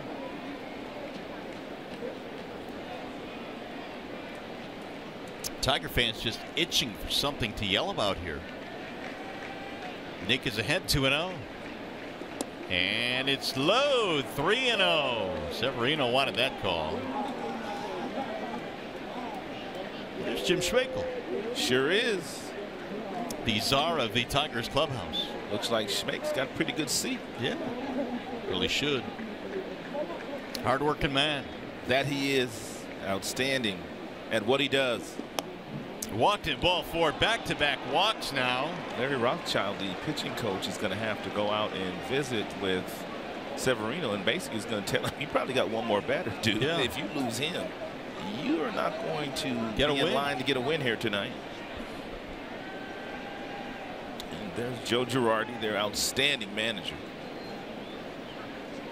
2 out, nobody on. Cabrera draws a walk. Castellanos a 4-pitch walk. And Larry Rothschild trying to straighten out Severino here. Larry's been a big league pitching coach for a number of years. As a matter of fact, way back in the day, he was Jim Leyland's pitching coach in Florida when the Florida Marlins won their first World Series. He managed the Rays too. He did. He did. When they were the Devil Rays. 7 3-ball counts in this game for Severino. And now here is Victor, a chance to atone for the strikeout with the bases loaded in the first. And Victor's got that short porch in right field, only 314. If he gets a fastball inside, Victor will be looking to turn and burn. If he can elevate, he can get the Tigers 3 runs quickly. Ball 1. So the velocity for Severino is there. He just can't throw it over the plate.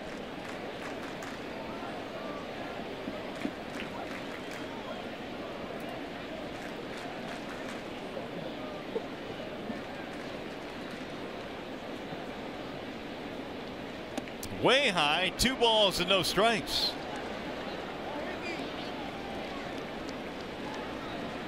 The Yankees also overshifting on Victor Martinez in the infield. And shortstop Torres playing directly behind Miguel. Victor's got some room in this area. If he can hit one there, he'd get past him.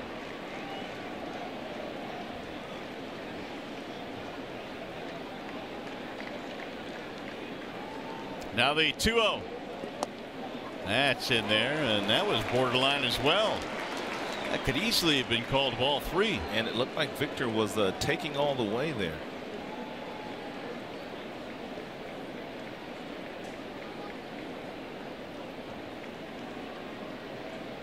Martinez has struck out and grounded out.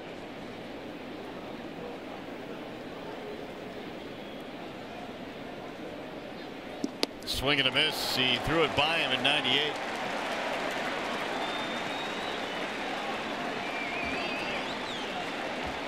Severino trying to preserve his chance at least to get a win. If the Yankees go on and get this, he needs another out to get 5 complete in. Matuk waiting on deck. Here comes the crowd now to help him out. Yeah, next pitch he throws here tonight will equal a season high of 114 done on 2 separate occasions. Rolled foul.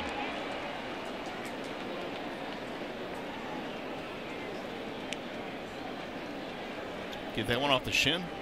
Victor normally wears that shin protector, doesn't he? Yes, he does. Ooh, that one got him good. And now here comes Kevin Rand to make sure he's all right.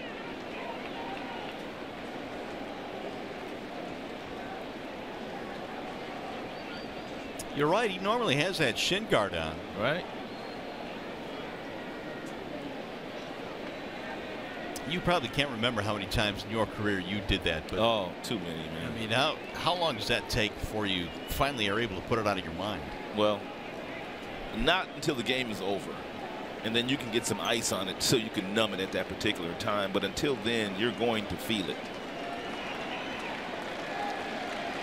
2-2 on Martinez. Tigers had 2 on 2 out, trailing 4-1.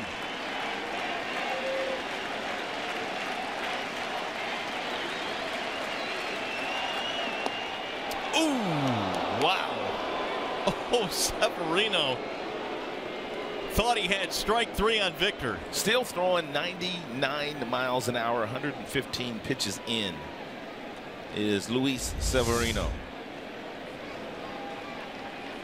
Well, when the catcher has to reach across his body like that and he doesn't catch it cleanly and his arm continues to carry the ball out of the strike zone, you're not going to get that call from the umpire, even though it appeared to be a strike. Runners will go on 3-2. Swing and a miss. He struck him out on a 98-mile-an-hour fastball. Tigers lead 2 more. And Rod and I are about to go catch the 4 train. That's right. Tigers baseball presented by Bell Tire.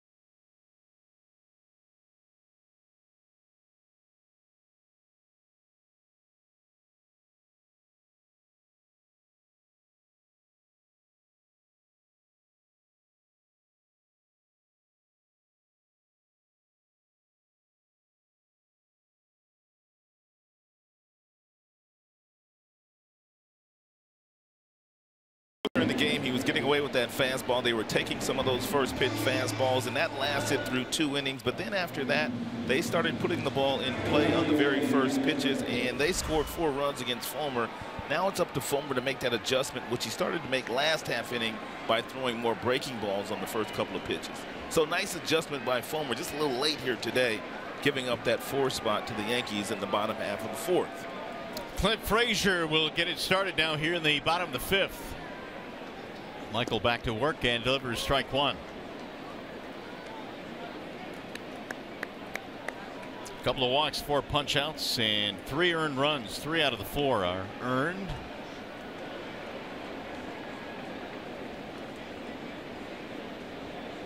Now Fulmer steps off. And Michael Fulmer this season already with 17 quality starts in the 20 starts he's made.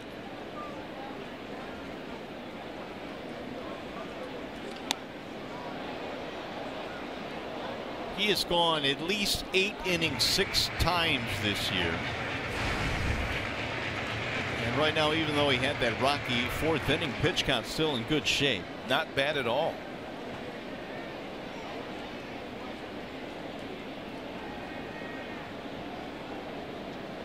Here's the thing about pitch counts, though, and Fulmer has had a low one, but that 4th inning was pretty stressful.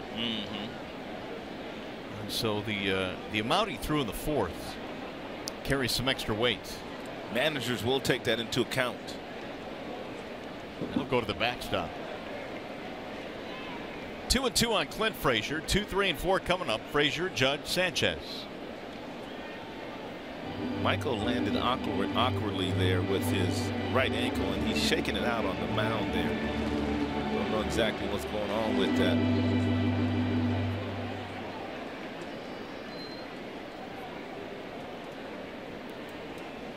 Here's the 2-2. Ground ball sharply to short, gobbled up there by Iglesias. Frazier is out. 1 gone. Here is Chevrolet's most dependable player, and it's Aaron Judge rolling into the plate. 33 home runs this year for Judge. He's on pace for 52 homers this year, would be the most by a rookie in Major League Baseball history. How about the 22 bombs he's hit right here at home? Huh. Well, he is big in stature. He's listed at 6'7", 282.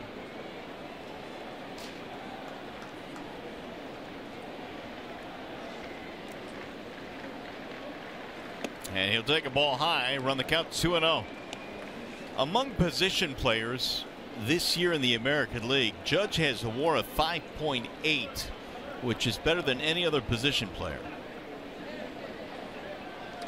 And he'll drive one deep in the air to left field, way back, and Judge has gone deep again. All right.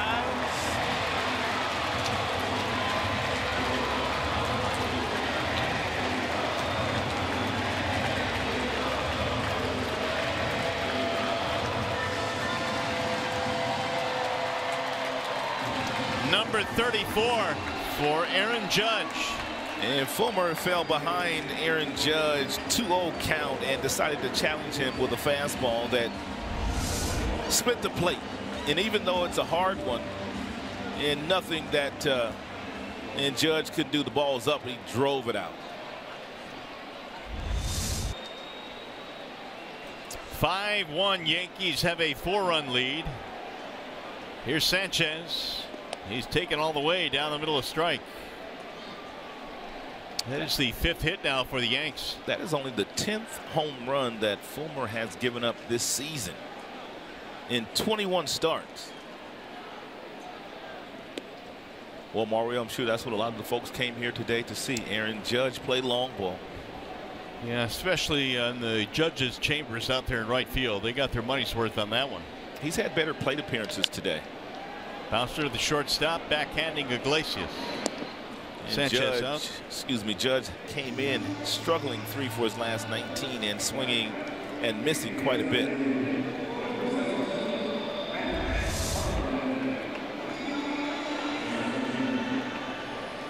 They're having fun in that Yankees dugout. Yes, they are.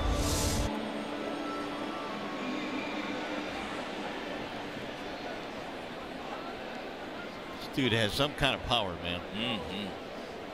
Where do you go? Fresno State? Yeah. College ball?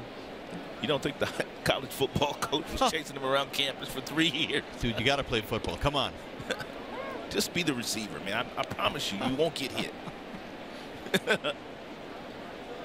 There's football coaches, man. The big guys on campus that don't play football. Yep. Man, they're chasing them around every day. The 0-1. 0-2 now, the count on Holiday. Walk and a strikeout.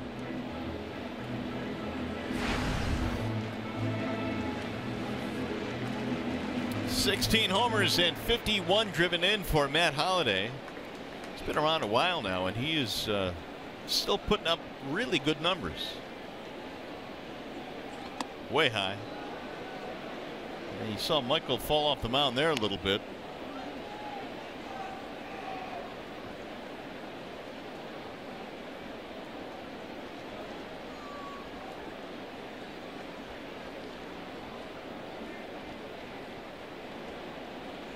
Here's the 1-2.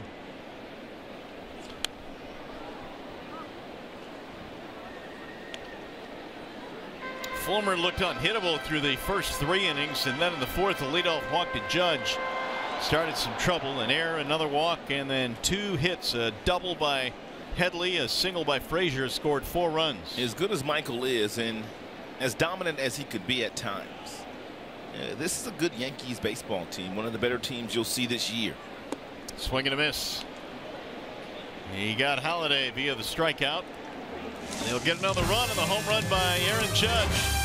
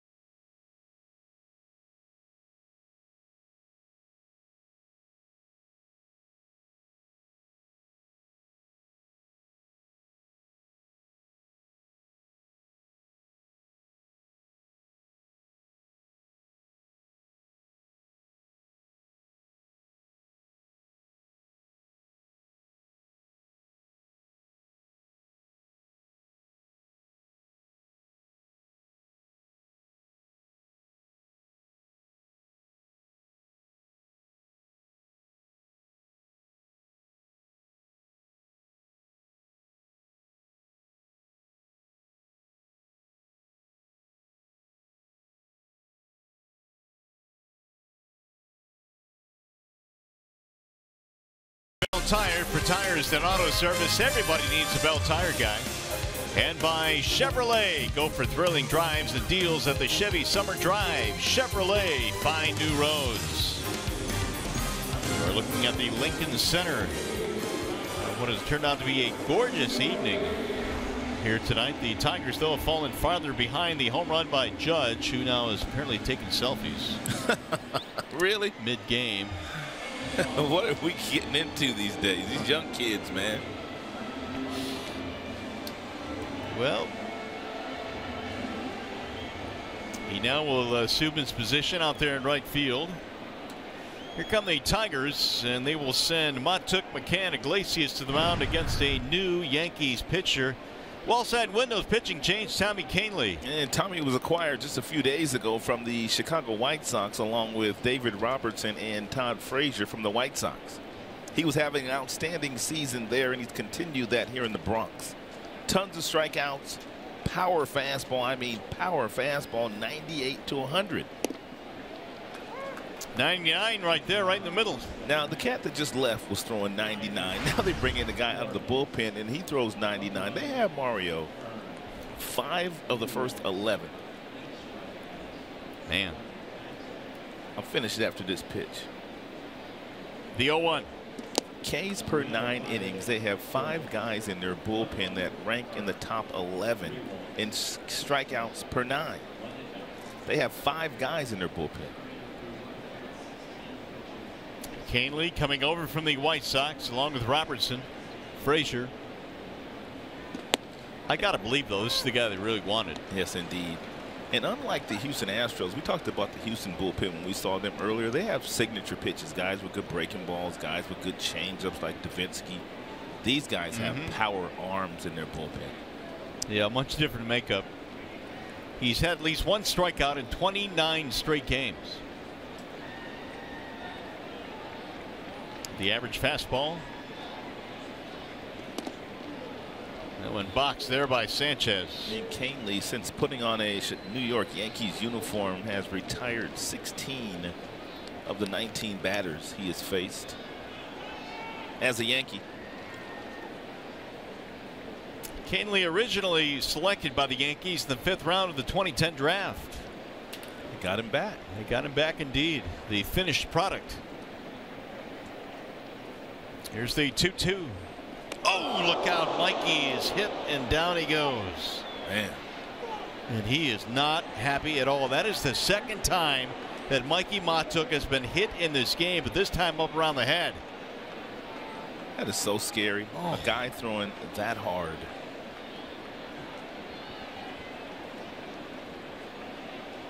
Well, I can't even imagine. Man, thank goodness it was somewhat of a glancing blow. I mean, it did not hit him square, or there's no way he'd be walking down to first base right now.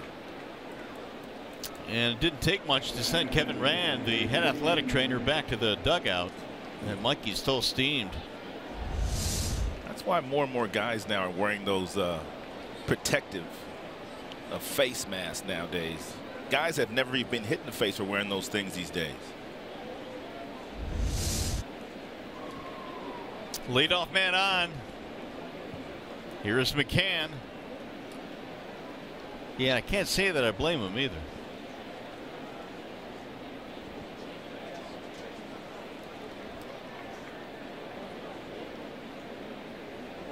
What did Mikey Matuk do to these guys? I mean, because the first time he was hitting the game, he was hit right in the back, basically, by Severino. Right. I mean, right in the back. So 2 guys that throw upper 90s have drilled him.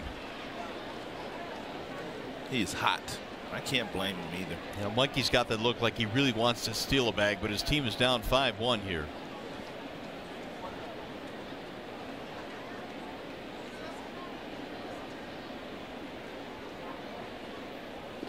Ooh, that ball coming up and in on McCann. 1 ball and 1 strike. James had an RBI double with 2 outs. That happened back in the 4th. Got the Tigers on the board. The Yankees have scored 5 unanswered.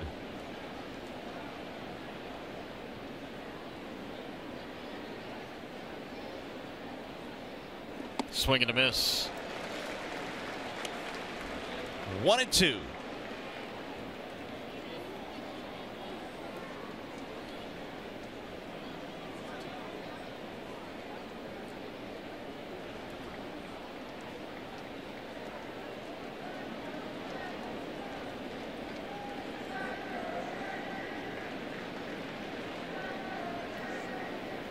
Ground ball, line drive, actually knocked down by the 3rd baseman Frazier.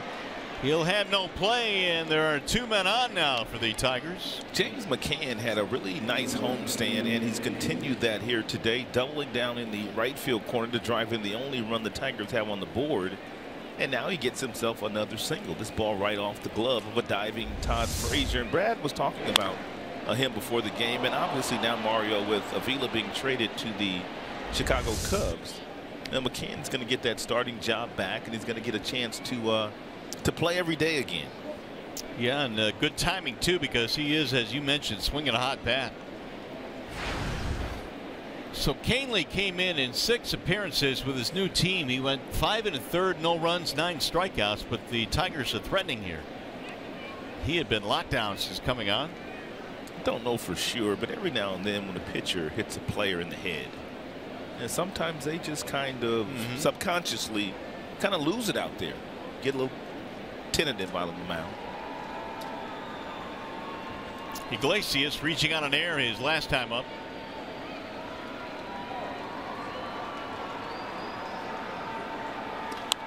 Fouled away. 0-1 on Iggy. Canely, man, his lower half of his body, he's put together very well. He must do a lot of squats. He's got those big, strong legs. Definitely power pitcher's legs.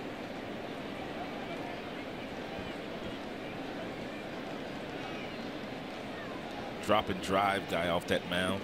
Ooh, that's dirty right there. First pitch 98, and then he comes back with the slider that's located where he located that one. Unhittable pitch. Iglesias had 4 RBIs on the last homestand for the Tigers. Had a big series against Houston.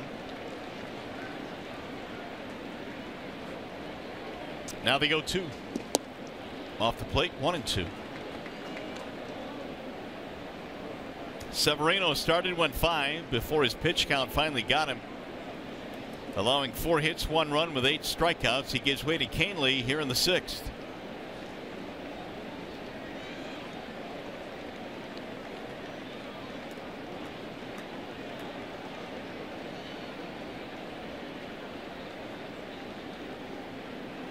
Swing and a miss. He dusted him up top at 98. No chance for Iglesias up there. It is not often that you see Iglesias climb the ladder and swing at a ball that is as high as that one was. It's just not him. That ball was up around his neck. What did he hurt?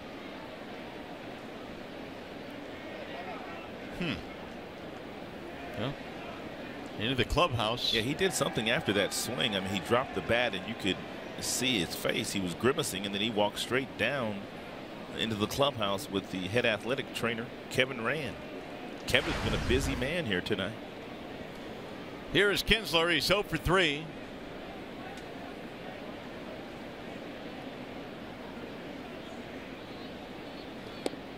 Strike 1 from Canely. Usually when your leadoff hitter's coming to the plate for the 4th time in the 6th inning, you have more than 1 run. You're in good shape. You're in good shape.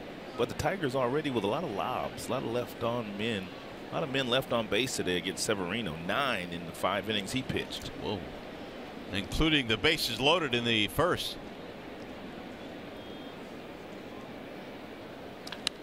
Driven toward left field.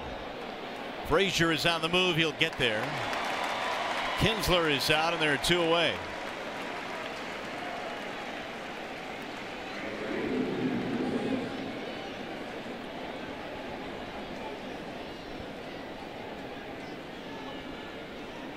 Can you tell anything that Iglesias does here, Mario, on this swing on the ball that was up around his neck? I mean, he's visibly in pain. Looks like it's something with the right arm.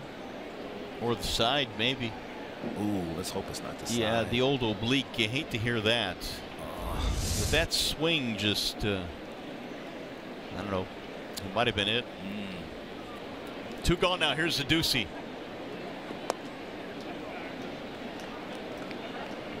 Ducey had that issue earlier this year. He pulled an oblique, and it kept him out of action for a couple of months.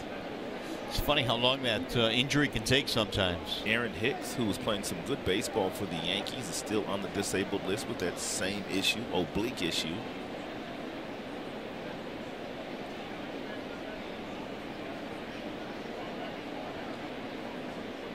Two on, 2 out.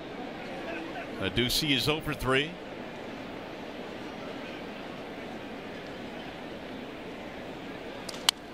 Soft line drive into left center field. Going to drop in. Base hit. Mikey coming around third. He will score. And Ducey gets it done with a 2-out single. That'll give the Tigers their 2nd run, 5-2. It sounds like a broken bat, but it doesn't matter. And the ball was down, and he did break his bat. It was right off the end of his bat, but it landed softly into a left center field. And by the time that ball was picked up by the left fielder Frazier, Mikey Montauk, with this speed, able to score. Tigers down by 3 now. 2 on, 2 outs, a run in. Larry Rothschild out again. It's time to talk with Canely. And the Tigers have Upton coming up. And more action. Dylan Betances warming up. Another hard throwing right-hander out of their bullpen. And Joe Girardi, man, he's using these guys early, isn't he? Well, he's got such a deep pen with all the arms they've collected at the trading deadline. Well, apparently he can use a guy like Betances really early in the game because he has Robertson at the back end along with Chapman, so he could use Betances the same way that Terry Francona uses Andrew Miller, bring him in high leverage situations and hope to get out of him. Great luxury to have as you look at the monthly numbers on Justin Upton here in the month of July. And Justin Upton's been rolling lately, driving that ball to right center field with a lot of authority.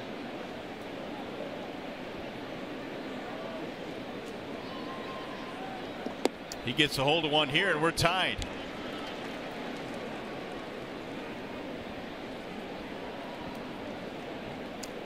Jay up with a single in 3 at-bats in this ball game. Canely now about to throw his 19th pitch. The 0-1. Ooh, that darts in for a strike in the outside corner. 0-2. Nice little breaking ball there thrown to Justin Upton. Justin obviously looking for the fastball, which you must do against a guy like Canely who throws in the upper 90s. And when he can drop that slide piece in at 87 and throw it for a strike, very few guys are able to take a really good swing at it. Jay up fighting for his life now. 0-2.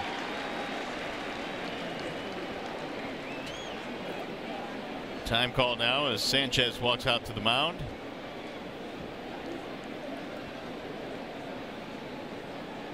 Where do you go here for Canely? You throw that fastball up in the zone? Well, I'd waste one. I would not want to give up an 0-2 hit, so I would probably waste one, which would be the fastball. Just throw it somewhere where he probably won't swing and then try to get back to a breaking ball to finish him off.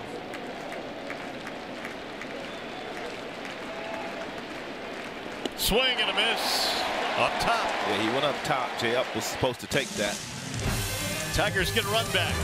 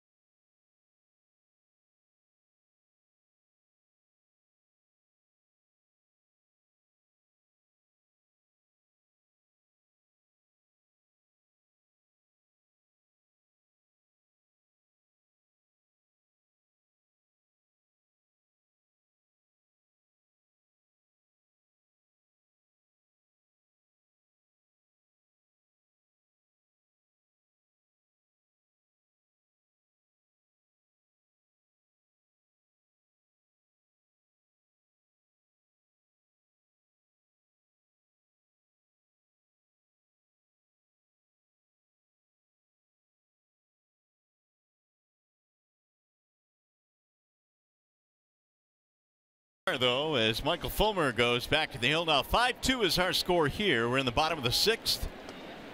And it's Headley, Frazier, and Torreyes. Yeah, these Yankees able to do something against Michael Fulmer not many have been able to do this year, and that's score 5 runs against him in a game. Slap to left center down, a base hit. Dude, what's up with Headley? I don't know, man, but he's had some nice swings tonight. He's 3 for 3. But he came in sizzling hot too. His batting average is nearly 300 right now. Here we're going back to college now with Nissan. College? We'll go back to college with Todd Frazier. Where'd he go to college? Rutgers. Scarlet Knight. Todd Frazier. He hit the most home runs in Rutgers history with 42. That's no surprise. And Rutgers only 46 miles from Yankee Stadium. Well, he's playing near home anyway from Jersey, right? Jersey boy, right? Tom's River. Rutgers now part of the Big Ten.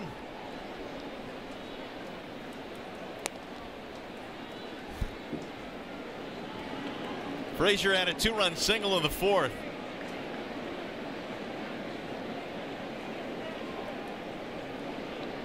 He was acquired on the 18th of July from the White Sox in the aforementioned deal that brought Canely here and Robertson here.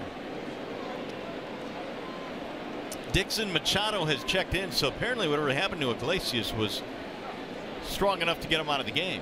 Yankees really didn't need Frazier. Frazier was just thrown in the deal. They wanted Canely. They also wanted their former closer David Robertson, a couple of good bullpen pieces, and they took Frazier as well. That's how some of these deals work, don't they? At the deadline, because there was a lot of bats that people just did not want to take. How about this back in 1998? That is a young Todd Frazier right there, standing next to Derek Jeter. Derek Jeter. That was after his Little League team went to the Tom's River Little League World Series in New Jersey. Can you imagine that, man? Got your picture taken there with Mr. Jeter, and all these years later, here you are in the big leagues. And not only that, get a chance to play against Derek Jeter. Right. Meanwhile, 2-0 on Frazier now. High fly ball right field, fairly deep, picking up some steam, going to the track, going to the wall, leaping try, and a catch by Adduci. What a play by Adduci, snatching the ball away. He timed it perfectly. He knew exactly where he was, and he didn't get too close to the wall, so he was able to elevate and take a home run away from Frazier. We were talking about Frazier, the fact he really doesn't drive the ball well to right field. That's not a pretty swing. But here you never know with that short porch at 314. Frazier thought he had one as well until Adduci went back there and made a really nice play. That ball just kept going and going. See how he didn't get too close to the wall, Mario?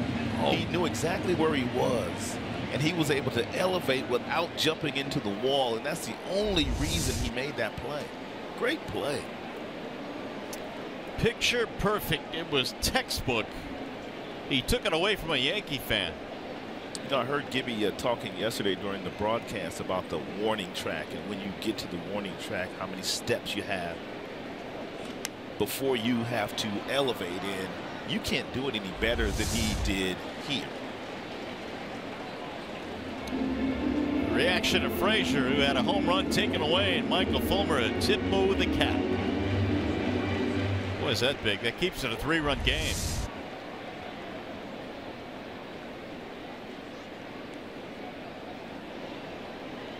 The 0-1 to Torres.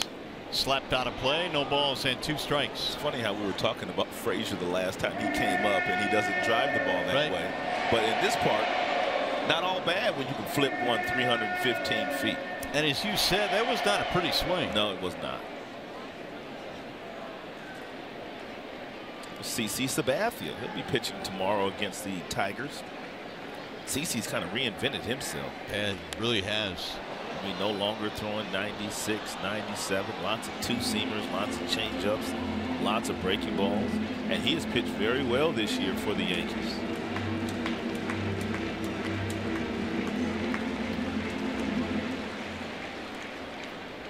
Yankees rotation got better today with Sonny Gray being acquired from the Athletics.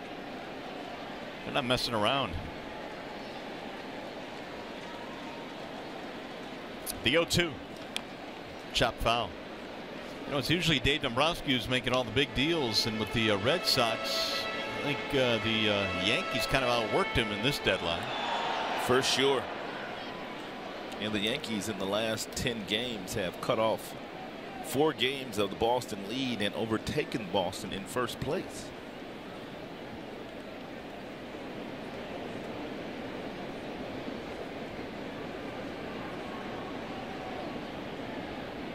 Torres grounder right back up the middle. Machado tags the bag. 1 relay is not in time. Torres beat it out. Looked like to me that for a short moment there, Dixon's feet kind of got caught up, and then once he got to the bag, he really couldn't get the ball off to first base. And Torres has got some pretty good speed. This is like a double play ball, but he kind of got caught up, and he had to take a couple of extra steps to gather himself before throwing over there and bouncing it. Nice pick by Miggy, but not before Torres crossing the bag.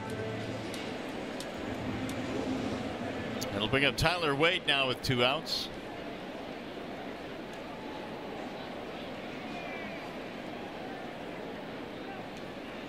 Five runs, 6 hits for the Yankees. Tigers had 2 runs on 6 hits.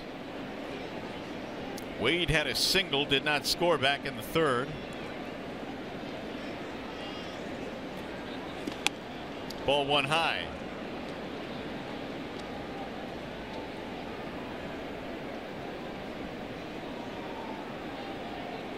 So Michael now about to throw his 90th pitch.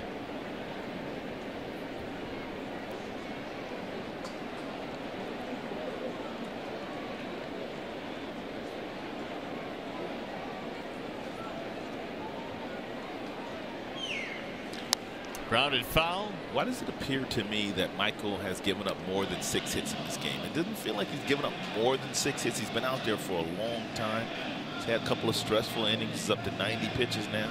Yeah, I think part of that is because of what you just said, that long 4th inning, which didn't seem like it wanted to end. He walked a couple in that frame. Also the victim of an error.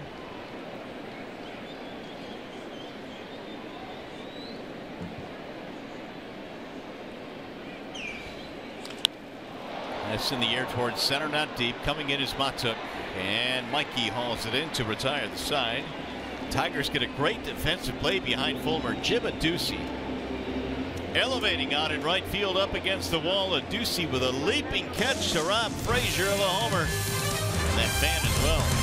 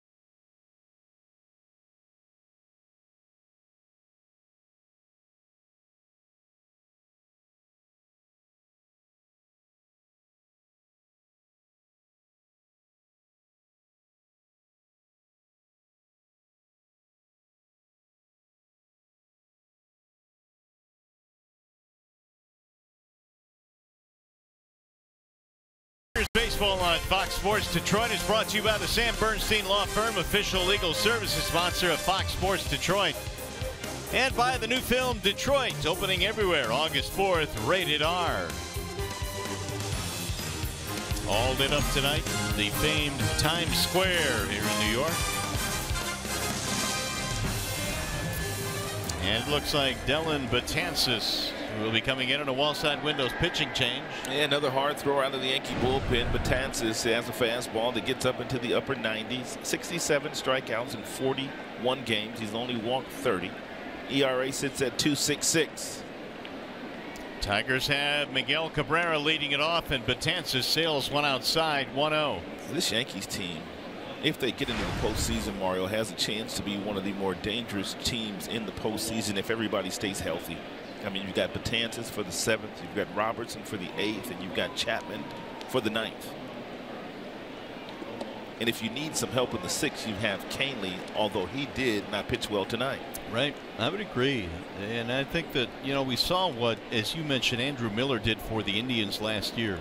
And they're all swing and miss guys. And it's why I think a lot of teams here at the deadline really were key on picking up bullpen arms. Ooh, that one's up and in. A lot of pitches inside today to Tigers hitters.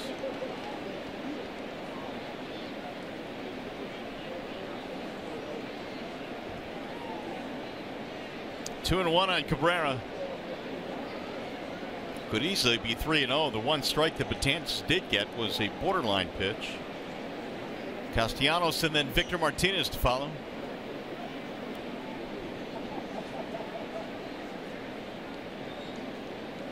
Inside, now 3-1. Now Betances will walk some batters. He has had his issues. 30 walks in 37 innings. Ooh, he dropped in a good one there, a good breaking. Well, actually a changeup. 3-2 now. Nick on deck.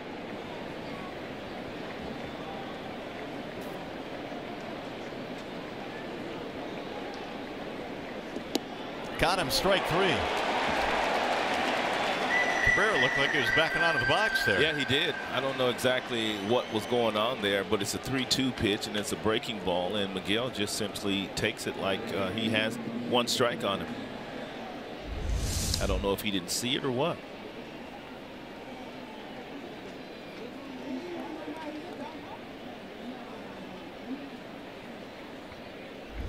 Well, that's going to be 11 strikeouts now for Yankees pitching tonight. That was odd. That was, I don't remember him doing that. Castellanos takes one inside. That ball's darting all over the place. This guy right now is not a comfortable at bat. No. And Canely was not a comfortable at bat. Nick single and a walk.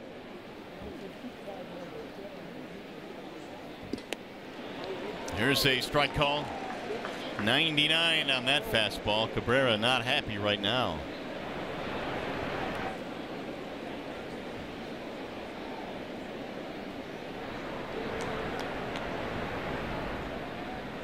Here's the 1-1. Didn't go. Mike Estabrook said he didn't.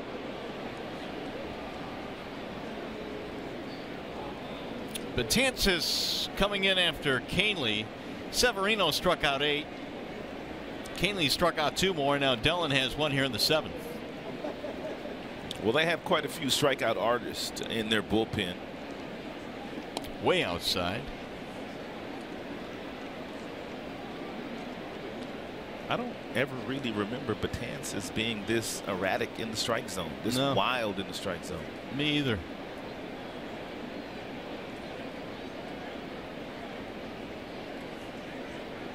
Martinez on deck.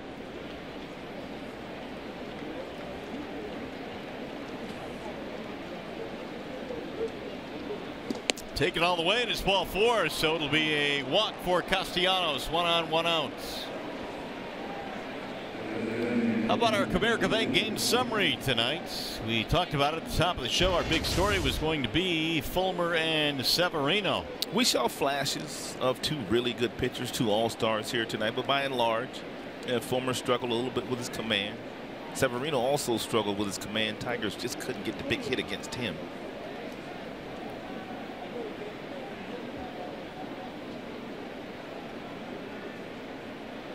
Betances last year had only 28 walks against 126 strikeouts. That's fouled straight back. Woo. Oh, to hope the computer survived. Did it get your computer? It ricocheted. It survived. Oh my goodness. Here you go, Rod. Get that thing away from me. Oh my goodness. It scared the daylights out of me. Me too. Victor took a shot at us up He here. sure did. Notice neither one of us went after that ball. I guess they want it. They're talking to me. Slow roller out the middle could be 2. It's going to be an odd double play if they turn it. And they do not. Victor able to beat it out.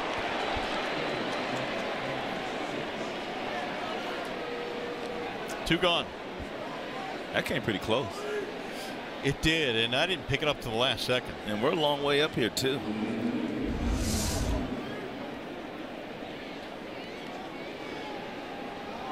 He beat out the relay throw. That was going to be a tough turn, to be sure.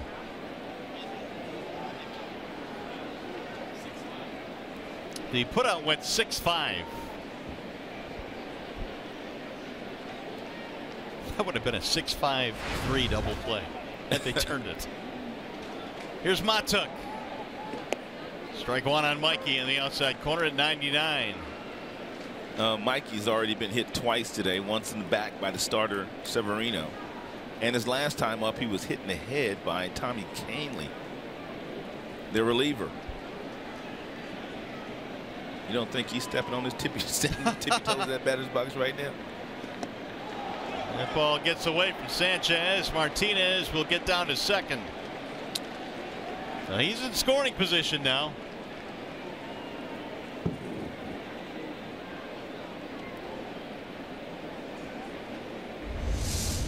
And fastball at 99. And Sanchez just can't catch it. The definition of a pass ball right there. And he got lazy.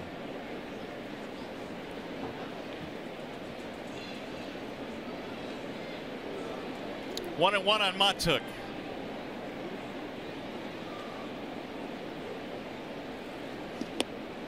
Two and one.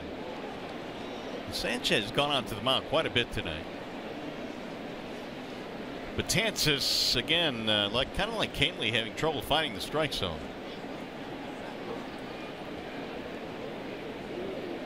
A 5-2 game. We're in the 7th. Tigers have a runner in second with 2 outs.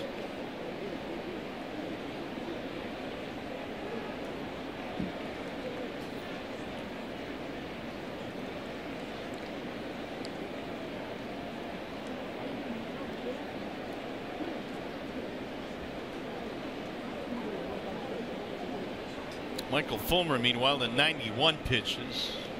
Nobody warming up in the Tigers pen. And he missed outside. Tigers are just not taking the bats off their shoulders in this inning against Betances. Most of the guys have not even swung the bat.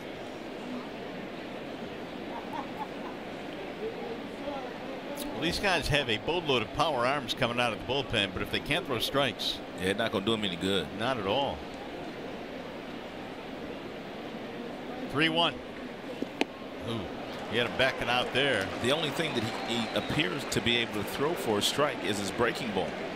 He has not been able to command his fastball.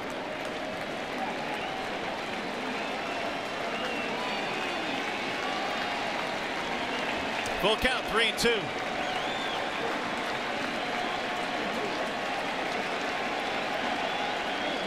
Like he fouled it away.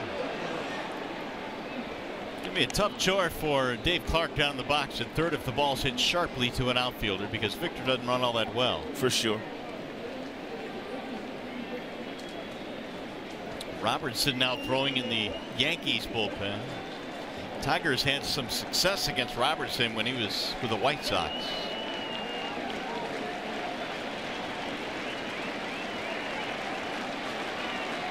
Matuk waits on a 3-2. Staying alive. You can just see he was gearing up for that fastball, man, and then you just get into protect mode. Right. It's all you can do.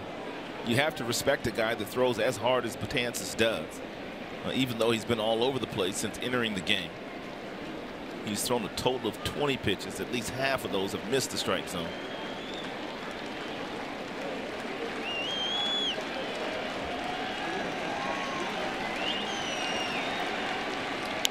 Popped him up. Middle of the infield. It's going to be Torres to the grass. And that'll take care of the Tigers. Coming up, the McLaren Health Plan 7th inning stretch.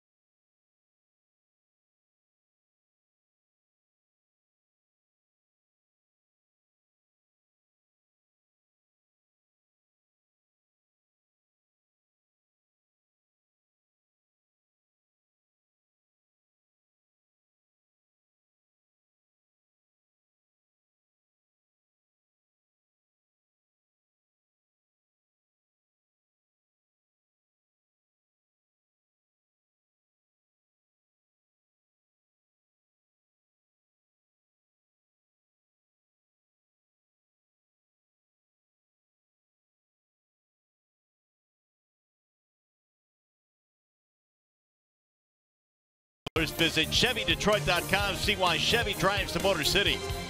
And by Wallside Windows, we can do that. We are the factory. Back here at Yankee Stadium, where the Tigers find themselves down by 3. And we check in now with Johnny Kane. Well, I'll tell you, Mario, Rod, you know, certainly the MLB trade deadline was the focus of everybody's discussion coming into today. And that was also the case inside the Tigers clubhouse earlier. In fact, there was some jokes being told back and forth. Clubhouse opened about 20 minutes before the actual trade deadline passed at 4 o'clock. And there was a rumor that Jose Iglesias may be linked to the Arizona Diamondbacks. And he was getting ready to put his pants on, and the guy said, Iggy, don't put your pants on just yet. You might be traded. So he's looking around at us, smiling a little bit, asking what's going on. Obviously, that didn't come to fruition. The other speculation was that Justin Verlander would be dealt. He took it a step further and logged on to his Twitter account, had a little fun with it, to his 1.5 million followers, by the way. And he said, how do I frame this? So we went with the all caps, breaking source, I'm still in the Tigers locker room. And at last check, I think he got about 25,000 likes and about 7,000 retweets on that. But certainly a lot of Tigers fans thankful that JV not trading in his old English D just yet. You know, Johnny, what do you think about the Tigers leading up to the trade deadline, where guys started to get a little antsy in the clubhouse because everybody kept asking them about the trades? Well, that's the thing about the guys that aren't necessarily involved in the active discussions. I think for those guys, it's just business as usual. I was talking to Mikey Matuk about that. He said, really, we don't think about it, but once your name is actually linked, wherever you hear that, he says, then all of a sudden it might enter into your brain. But it's always in there. That's part of the business of baseball. And I thought really, you know, Brad Ausmus put it best. He said, I think a lot of the trade discussion, yeah, it may have dominated some of the conversation in the clubhouse, but once they got to the field, it didn't really affect them at all. All right, Johnny, thanks. In the meantime, Jacoby Ellsbury's been hit by a pitch now. So 2 Tigers, well, actually Mikey Matuk twice has been hit.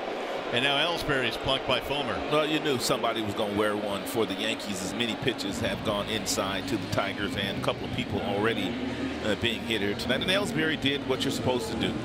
He simply dropped his bat and walked down to first base. I believe issues have been, warnings have been issued. Marvin Hudson, the home plate umpire, worn both benches. So here is Clint Frazier now with the leadoff man on. 5-2. Yankees have the lead. Ellsbury will probably try to steal a base now that he has been hit. Jacoby has stolen 13. He's been caught twice. He'll have to deal with the McCannon behind the plate, though. And Fulmer is very tough to run on. He's got a slide step, and he takes very little time getting the ball in the catcher's glove. So McCann will have an opportunity to throw him out. Rolled foul, 0-1. Frazier is 0 for 3 against Fulmer, although he lined one sharply to center field in his middle at bat.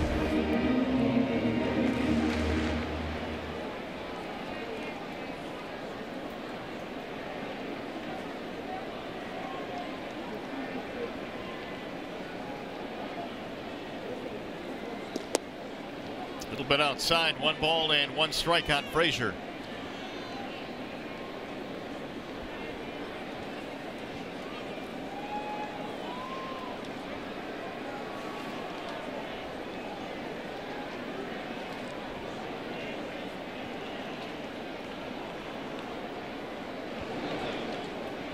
Runner goes, swing and a miss, throw down to second, not in time from his knees. McCann one-hopped it. That looked like a hit and run there.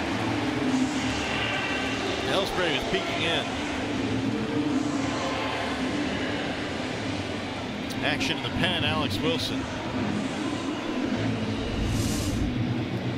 Ellsbury took about 4 or 5 steps looking in all the way. You knew he was going to try to swipe the bag after being hit by Fulmer, and he might try to steal third base too. So if you're Fulmer, you need to pay attention to him.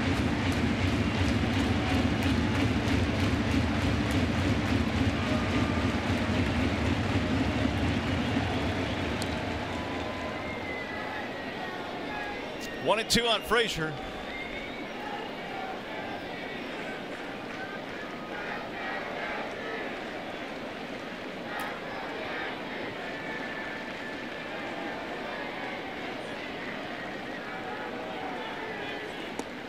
Ball too low, even on the count, 2-2. And if indeed that was a hit and run on the 1-1 count, Joe Girardi in doing something that a lot of managers just don't do these days, that's put the hit and run on in that particular count. It's a great count to do it. Jim Leland used to do it all the time. But most managers put it on 1-0, 2-0, 2-1.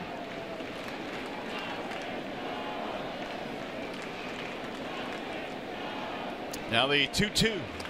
Drilled into left center field, a base hit. This will get a run in. It's going to go all the way to the wall. Frazier flying around second. He's coming to third, and he's going to be safe with a triple. What a baseball player that young man is. My dude can run, man. Did you see how hard he hit that ball, though? Yeah. Dude, the shortstop jumped for that ball, which means he thought he had a chance to catch it. And it hit the grass, and it rolled all the way to the wall. This ball was absolutely scorched. It's a changeup, and he kills it. Machado jumped for it, and the ball hits to the wall. And he can run a little bit, too. And this is why it took Andrew Miller to get him. Miller going to the Indians, Frazier come to the Yankees. And there's a rumor that Aaron Hicks, when he comes off the disabled list, Clint Frazier is going to have to go back down to AAA, but I don't think so.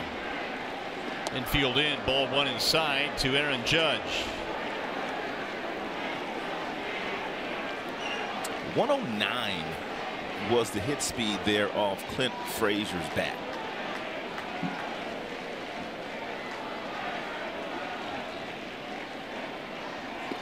Ball 2.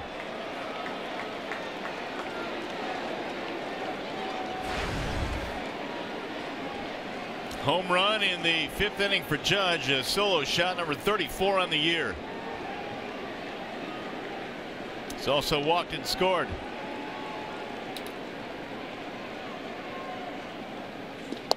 Ball 3.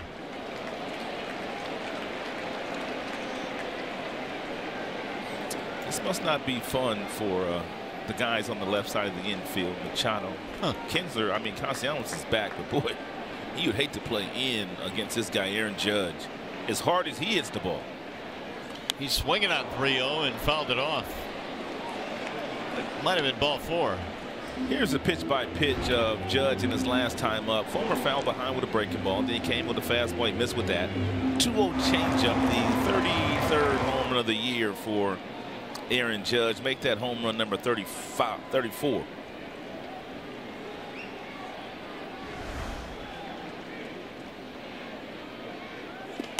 Here's ball 4, and that'll put 2 men on now. Still nobody out.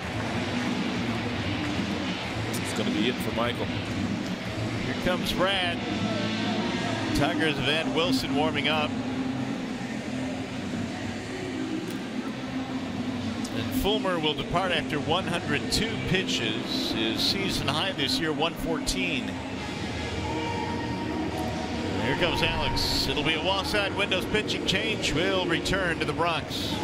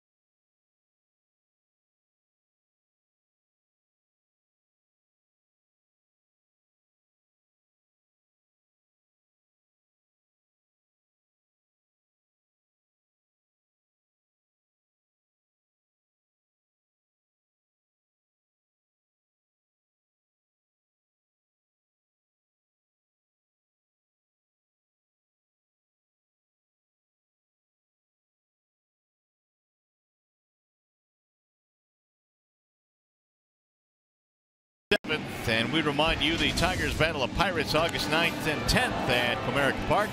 Stay like great seats with the weekday value pack and 4 tickets, hot dogs, chips, and drinks, all for just $19 per person. Go to tigers.com or call 866-66-TIGER. Let's go back to Johnny Kane. Yeah, Mario, we no longer have the Wilson twins here in Detroit after Justin Wilson was sent to the Chicago Cubs. Alex Wilson comes in here to pick up where Michael Fulmer left off. But Dr. Brad Ausmus before the game, he said Shane Green's going to be our closer. He was the obvious choice. He's pitched the best of the guys that we still have left here. As far as the 7th and 8th inning guys or how we try to get to them, he says we're just going to have to mix and match and see what works, Mario. All right, Johnny. Well, right now it is Alex Wilson coming in here in the 7th inning in a sticky spot with runners to first and third, nobody out. Alex pitching in his 45th game. The earned run average this year for him is up over 4. He's had some issues this year as far as the command is concerned, and when he's thrown the ball over the plate, he's gotten hit around. 26 strikeouts for Alex. He's walked 12. He has 11 holds. Looking for a ground ball here, although the Tigers have the infield in at 3 positions. Sanchez the batter, the cleanup hitter, the catcher. Frazier big RBI triple, walk for Aaron Judge.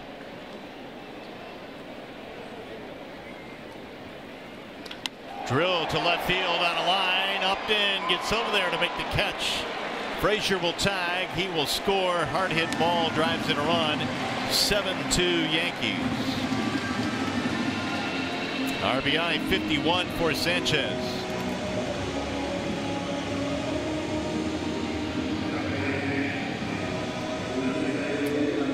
It'll bring up Matt Holliday.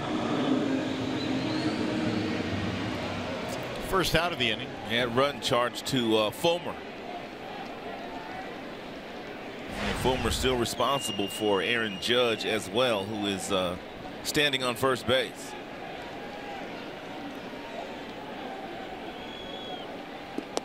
Ball 1 to Holliday.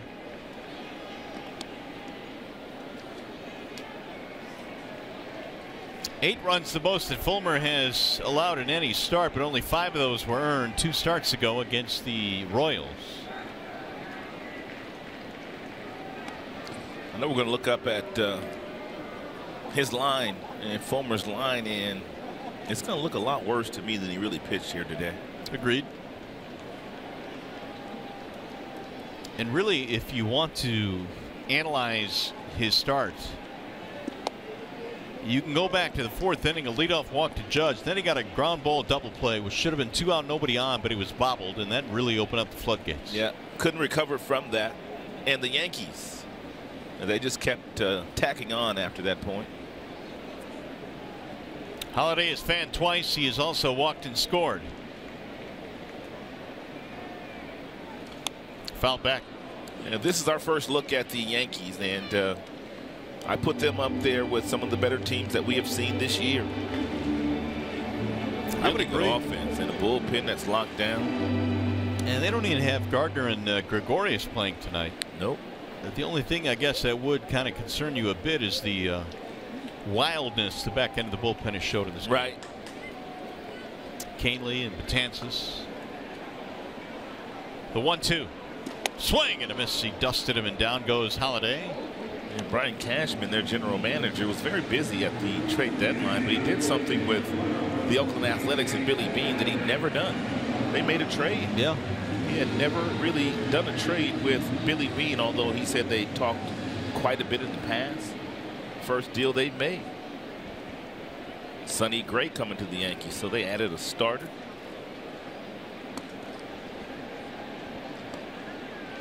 Chase Headley. Foul back. Headley's been swinging a lot of first pitches here tonight.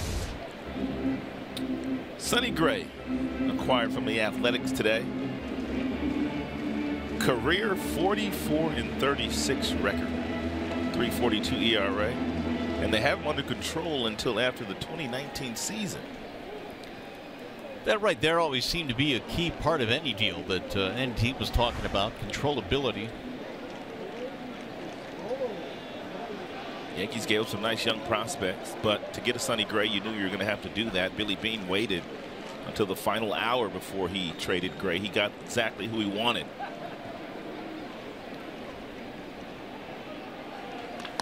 Line foul. It was definitely a seller's market.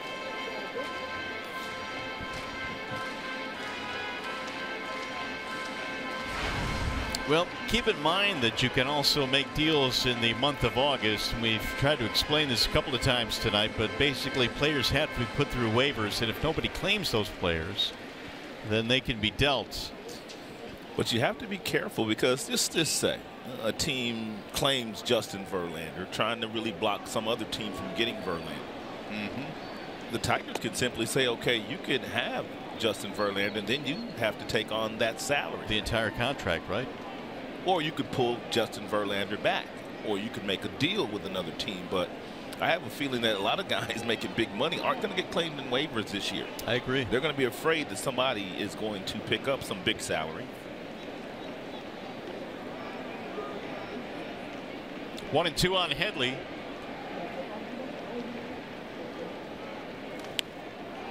It'll get back out of play. But here's what we're talking about. In terms of August trades, teams can submit claims for players on waivers, and you've got 3 options basically. A team can pull that player back, they can negotiate for a trade, or just simply say, okay, you guys take them, and that includes the full salary going the other way. Exactly. Now keep in mind, if you want a player eligible for the postseason, they've got to be on your roster by August 31st. Swing and a miss, and that'll end the inning.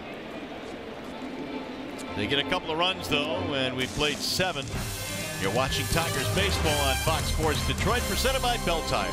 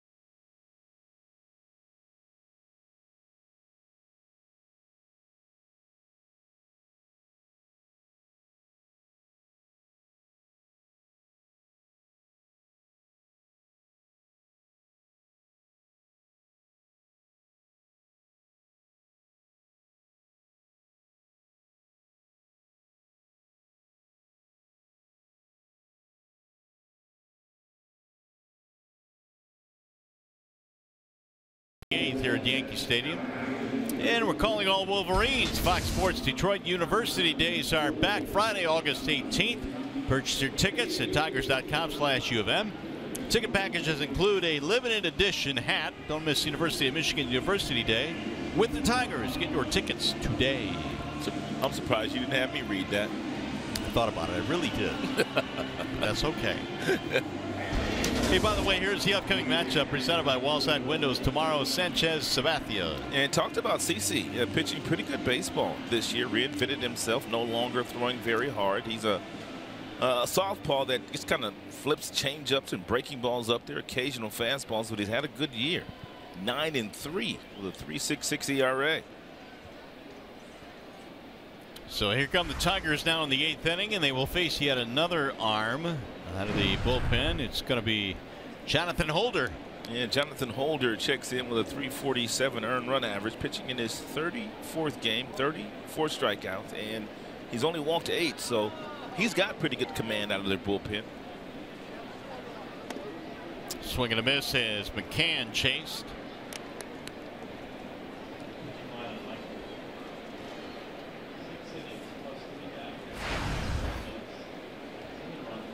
Holder recalled from AAA right before the game tonight. It was his 3rd stint, or he is his 3rd stint this year. Last appeared in the big leagues on July the 15th. And McCann takes a rip, fouls it back 0-2.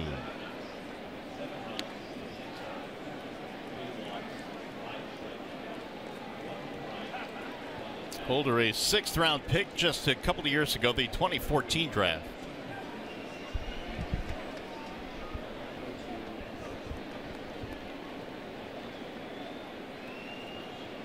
McCann, Machado, then Kinsler, and there is strike 3 called on McCann. 1 gone.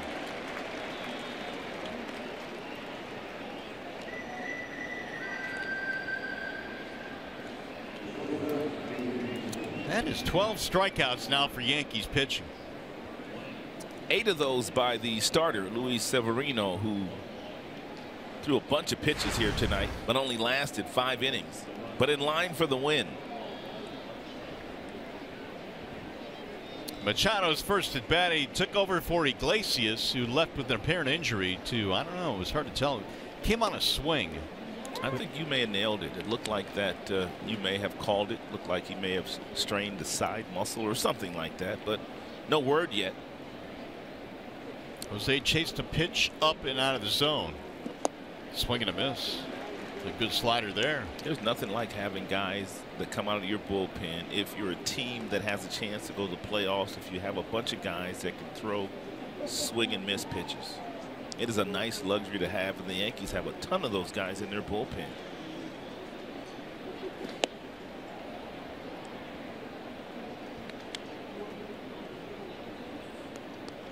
They had Robertson warming up, but the Yanks got 2 in the 7th to go up 5, so Holder comes in. Holder going to try to finish the youngster Machado off with that breaking ball. Wouldn't chase it though. It's a nasty curveball too. I mean, that thing's got a nasty bite to it. Sophold warming up for the Tigers. He'll come in the bottom of the 8th.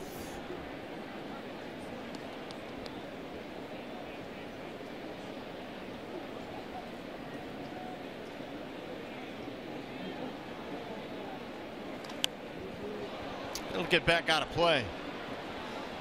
Well, we've talked about Machado a lot, and I think he continues to impress.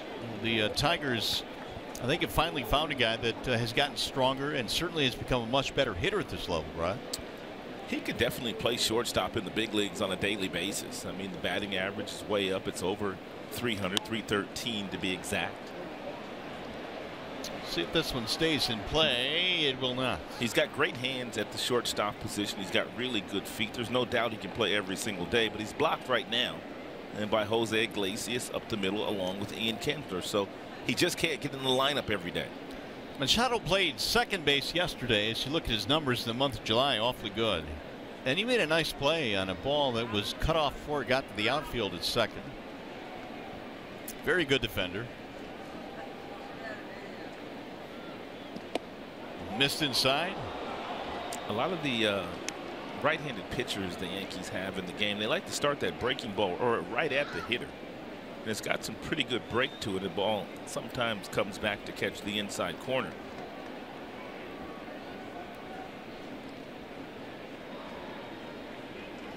Bouncing ball to short.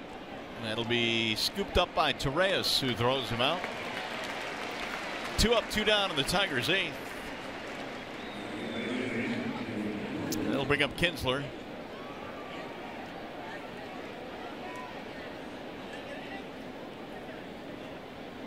Ian is 0 for 4. Found it interesting that Kinsler's name was also attached to some trade rumors. Ian having a bit of a down year in terms of his offensive numbers, but a guy that I think a lot of teams would love to have. I know the Brewers were contemplating, or at least rumored to be contemplating. Yeah, I know Craig Counsell, the manager of the Milwaukee Brewers, absolutely loves Ian Kinsler, and he played the game the same way that Kinsler played the game. The right way, come to beat you every single day. Craig Counsell. Ian has a lot more talent than Craig Counsell had, but Ian can help a big league team, there's no doubt.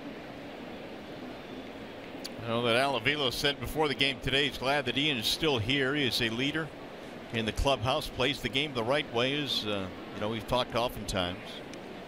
Al had to trade his own son. I heard something today saying that's the first time in 50 years a general manager had to trade his own son.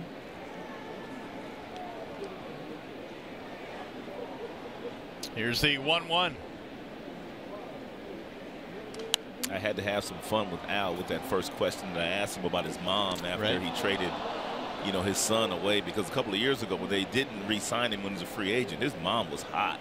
I don't even think he was able to go home for Christmas. You know, I have felt some of that wrath, to be honest with you. In Miami, when we played there a couple of years ago, I met Alex's grandmother. Oh, you did? She said, we love watching the games, but you're awfully hard on my Alex. There's a base hit to center field with 2 outs. She told you that point blank? She did. Nice woman. Well, just like we promised earlier in the game, time for the Miller Moment, brought to you by Miller Lite. It was pretty good, wasn't it? Well, just take a look how he elevates, to be honest with you. He doesn't get too close to the wall, which allows him to get there and leap up and take a home run away from the Todd father. Even that Yankee fan couldn't knock it out of his glove. Great play by Adducci, who saved a 2-run shot. 0-1 on Jim. Let's bring in Johnny Kane. Hey, listen, I know you guys had a great conversation with Al, you know, during the second inning, and you know, when I talked to him earlier too, he said, you know, first and foremost, you know, the key thing is here is I don't have a mandate to dump salary. I never have, and I've told that'll never happen. He says, you know, and that's a wonderful thing. He said Ilitch organizations always put money, or the Ilitch families always put money into the organization.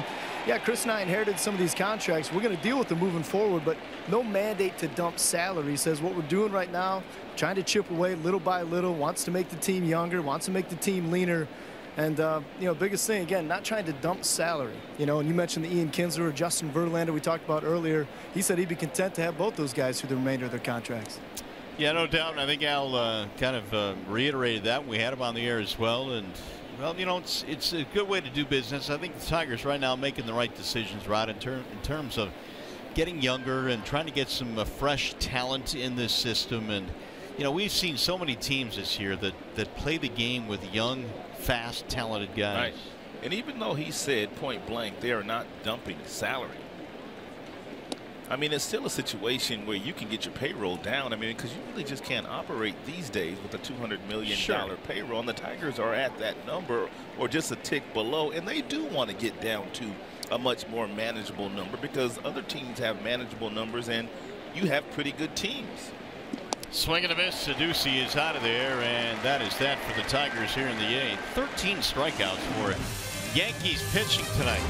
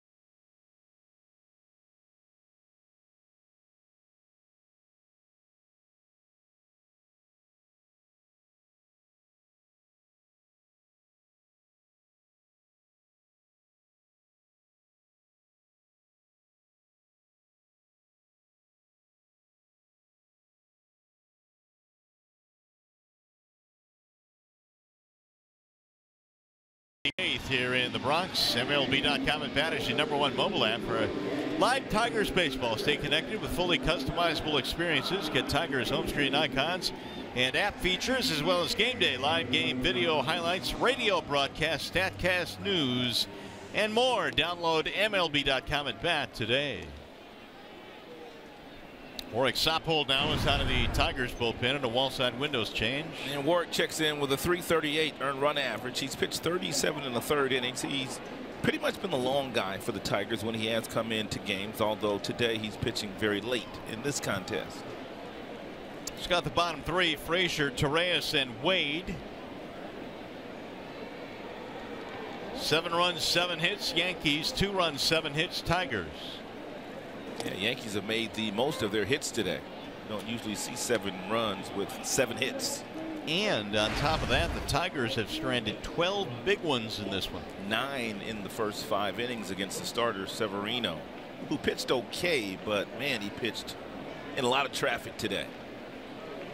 He almost didn't get that final out of the 5th inning to qualify himself for a win. That's right. Tigers had the bases loaded against Severino in the first, and he was able to wiggle out of it. 1-1 on Frazier. This has got to be fun for Frazier. He's at the end of his contract playing for the Chicago White Sox. Got a chance to come home. Play for the Yankees, a team that he grew up rooting for. And then when the season's over, he can simply go pick and choose wherever he wants to go play. Good pitch. Ooh, man, indeed. 1 gone. It's a real nice breaking ball thrown by Ward. It's a curveball.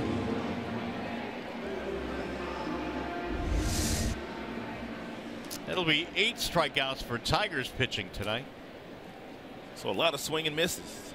And we talked about that at the beginning of the game. There would be quite a few swings and misses. Strike 1 to Torres. 0 for 3.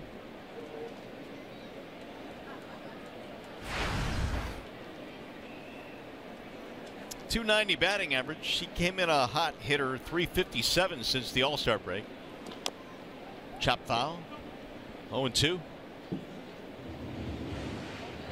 CC Sabathia tomorrow night for the Yankees. Anibal Sanchez for the Tigers. Game 2 in the series.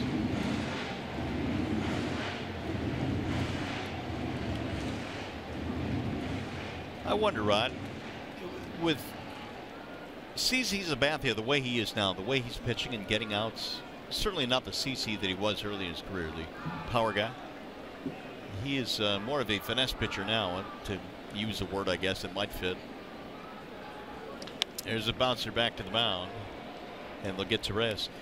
Do you think they place him right after Severino strategically because they're such different pitchers? I do. That's a great point. And one hard thrower, right-handed power pitcher, then you come back the following day with a left-hander, kind of a soft tosser these days. That's a great point. And a lot of times we see teams when they have a hard thrower that starts the game or a soft tosser that starts the game, they'll bring in a guy that's the opposite of that when they need some relief help. So that's a great point.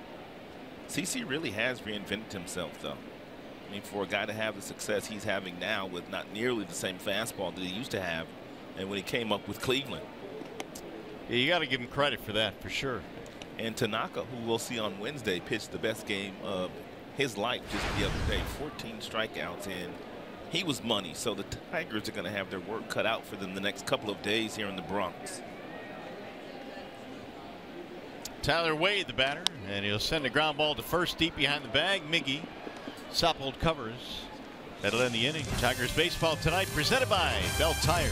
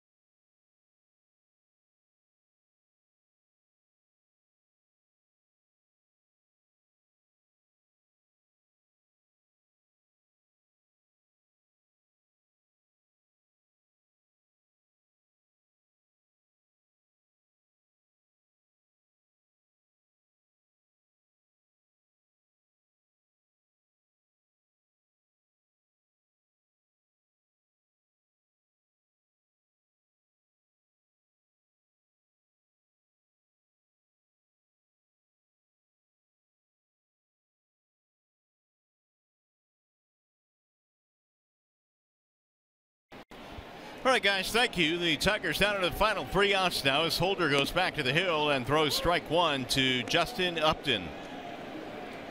Jay up with a single, a strikeout, and a flyout. 1 out of 4 tonight for Upton. 7-2. Yankees have the lead here, and Jay up looks at ball 1 outside, 1-1.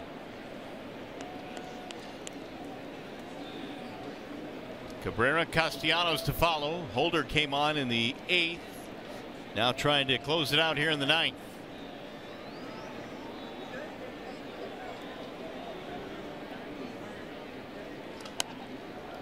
One and 2 now on Upton. And the pitch that you want to stay away from when Holder is out there is that breaking ball.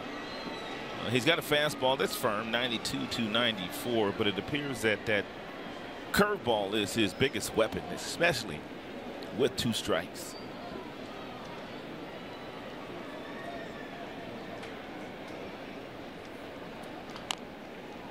Tap foul.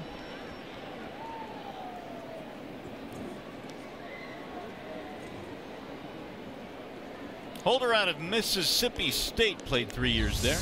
Not your typical curveball. It's more of a drop ball. I mean, that's straight down and starts up around the letters of Detroit. And by the time that ball got in the hitting zone, it was all the way down toward the knees of Justin Upton, but no east-west movement, more north to south movement down the strike zone.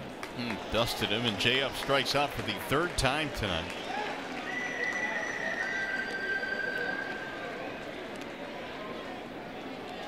"14 strikeouts for Yankees pitching."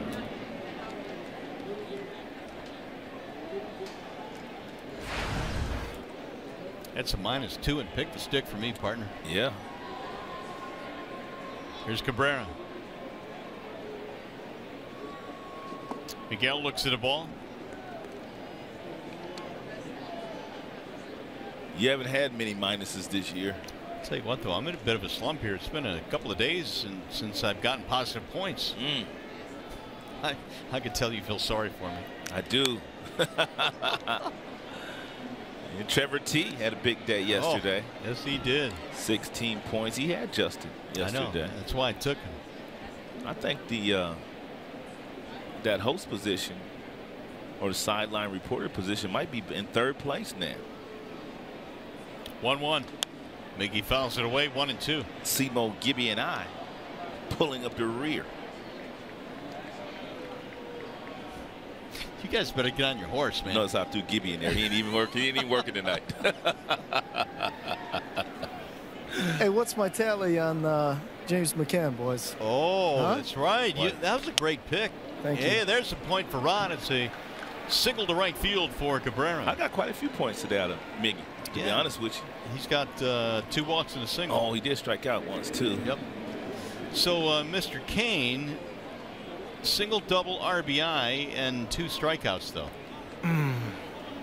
So kind of a mixed bag for you, Jonathan. Well, listen, I do have to give credit to our talented photojournalist, Kevin Guralewski. He kind of nudged me in that direction. So, did he really? KG, yeah, he said I'd really like McCann swinging a hot bat. Nice. Is he on your payroll? And Kevin was right. I'll slip him a little bit. Yeah. I got to win this thing, though, first. Strike called on Castellanos.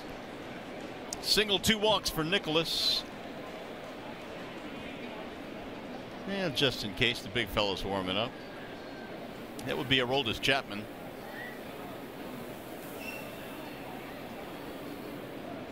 Now the 0-1. 0-2 on Castellanos. Tigers now have actually out-hit the Yankees tonight 8-7, but they trail 7-2.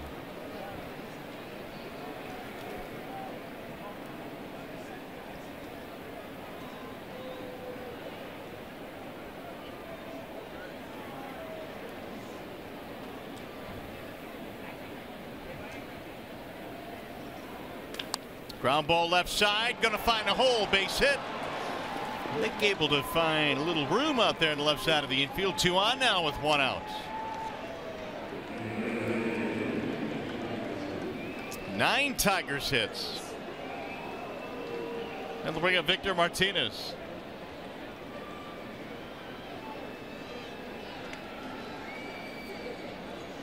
Victor is 0 for 4. And now once again it'll be Sanchez, the catcher, going out to the mound. And Victor has come up quite a bit tonight with runners on base. First time up, the bases were loaded. His second time up, there was a couple of runners aboard. Victor, up until this point, not able to get that big hit, but still has an at-bat here to change that. You know, Joe Girardi trying to avoid going to Robertson and his closer Chapman tonight, although Chapman warming up now. And Victor looks at a strike. He's done a lot of that. First pitch strikes from Holder.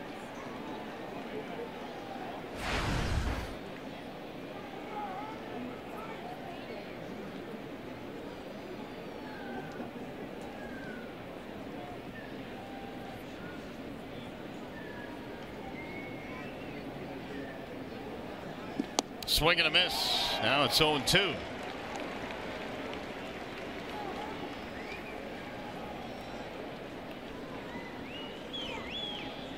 Matuk waiting on deck.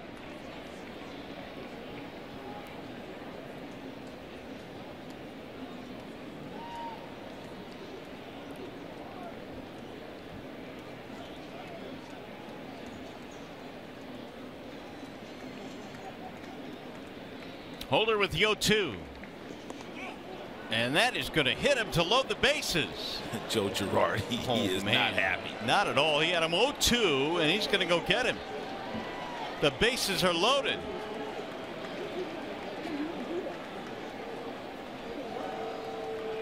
So Holder got through the 8th, got the first out here in the 9th. Now single hit batter, and he'll give up the baseball. Well, leaves the Tigers going to have to get their closer in this game now. The closer of the Yanks will be back.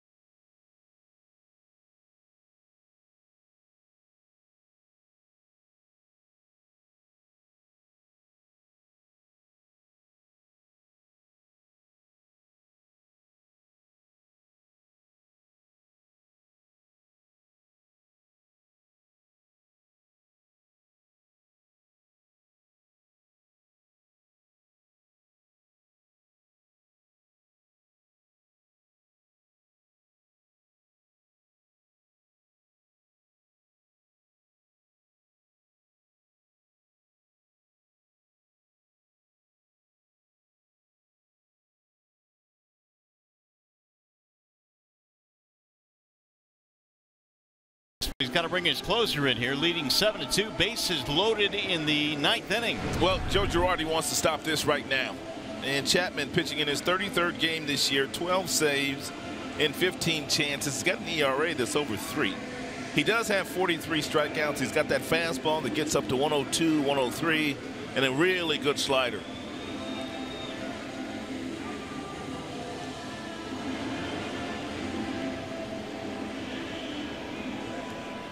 Yeah, since 2014, for relievers, strikeouts per 9 innings, no one punches out more than Chapman. 15.36 strikeouts per 9 innings. That's pretty good. Well, here is Matuk now. They are loaded up with Tigers. Singles by Cabrera and Castellanos, and a hit batter, Victor Martinez, on an 0-2 pitch. Mikey's been on base 3 times. He's been hit twice in this game.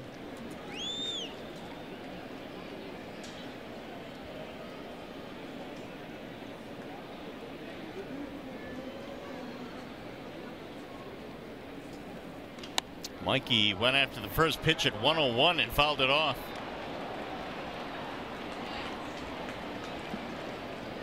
They have seen nothing but heat tonight. All night long.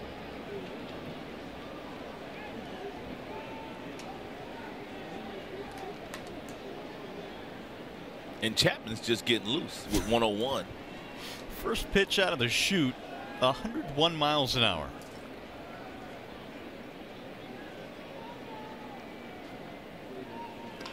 Little chopper to the shortstop.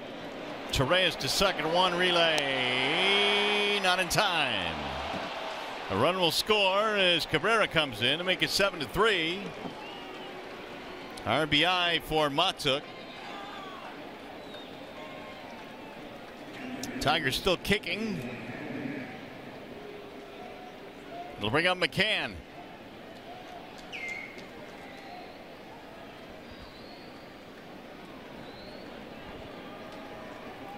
Mikey's 23rd RBI.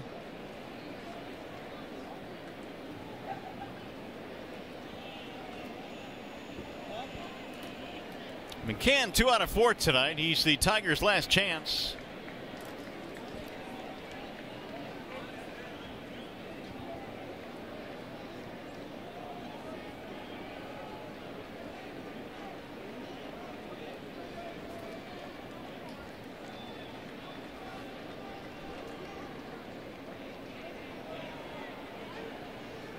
Runner breaks to second and a foul ball.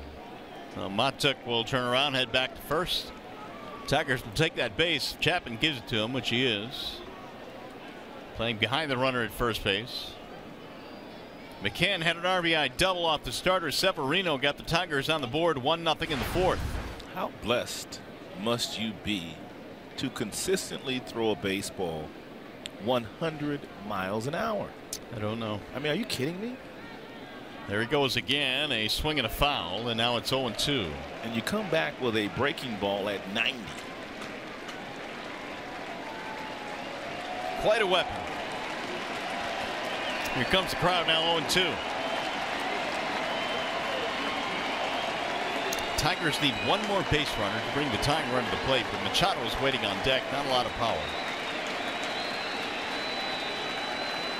A couple of options on the bench for Detroit, though, if they wanted to do something. Hicks is here. Doesn't matter. Struck him out swinging, and that is the ball game. 103, dude. Oh. Chapman closes it down after a short break. We'll send you to the Coliseum Studios. Mickey York with Tigers Live postgame.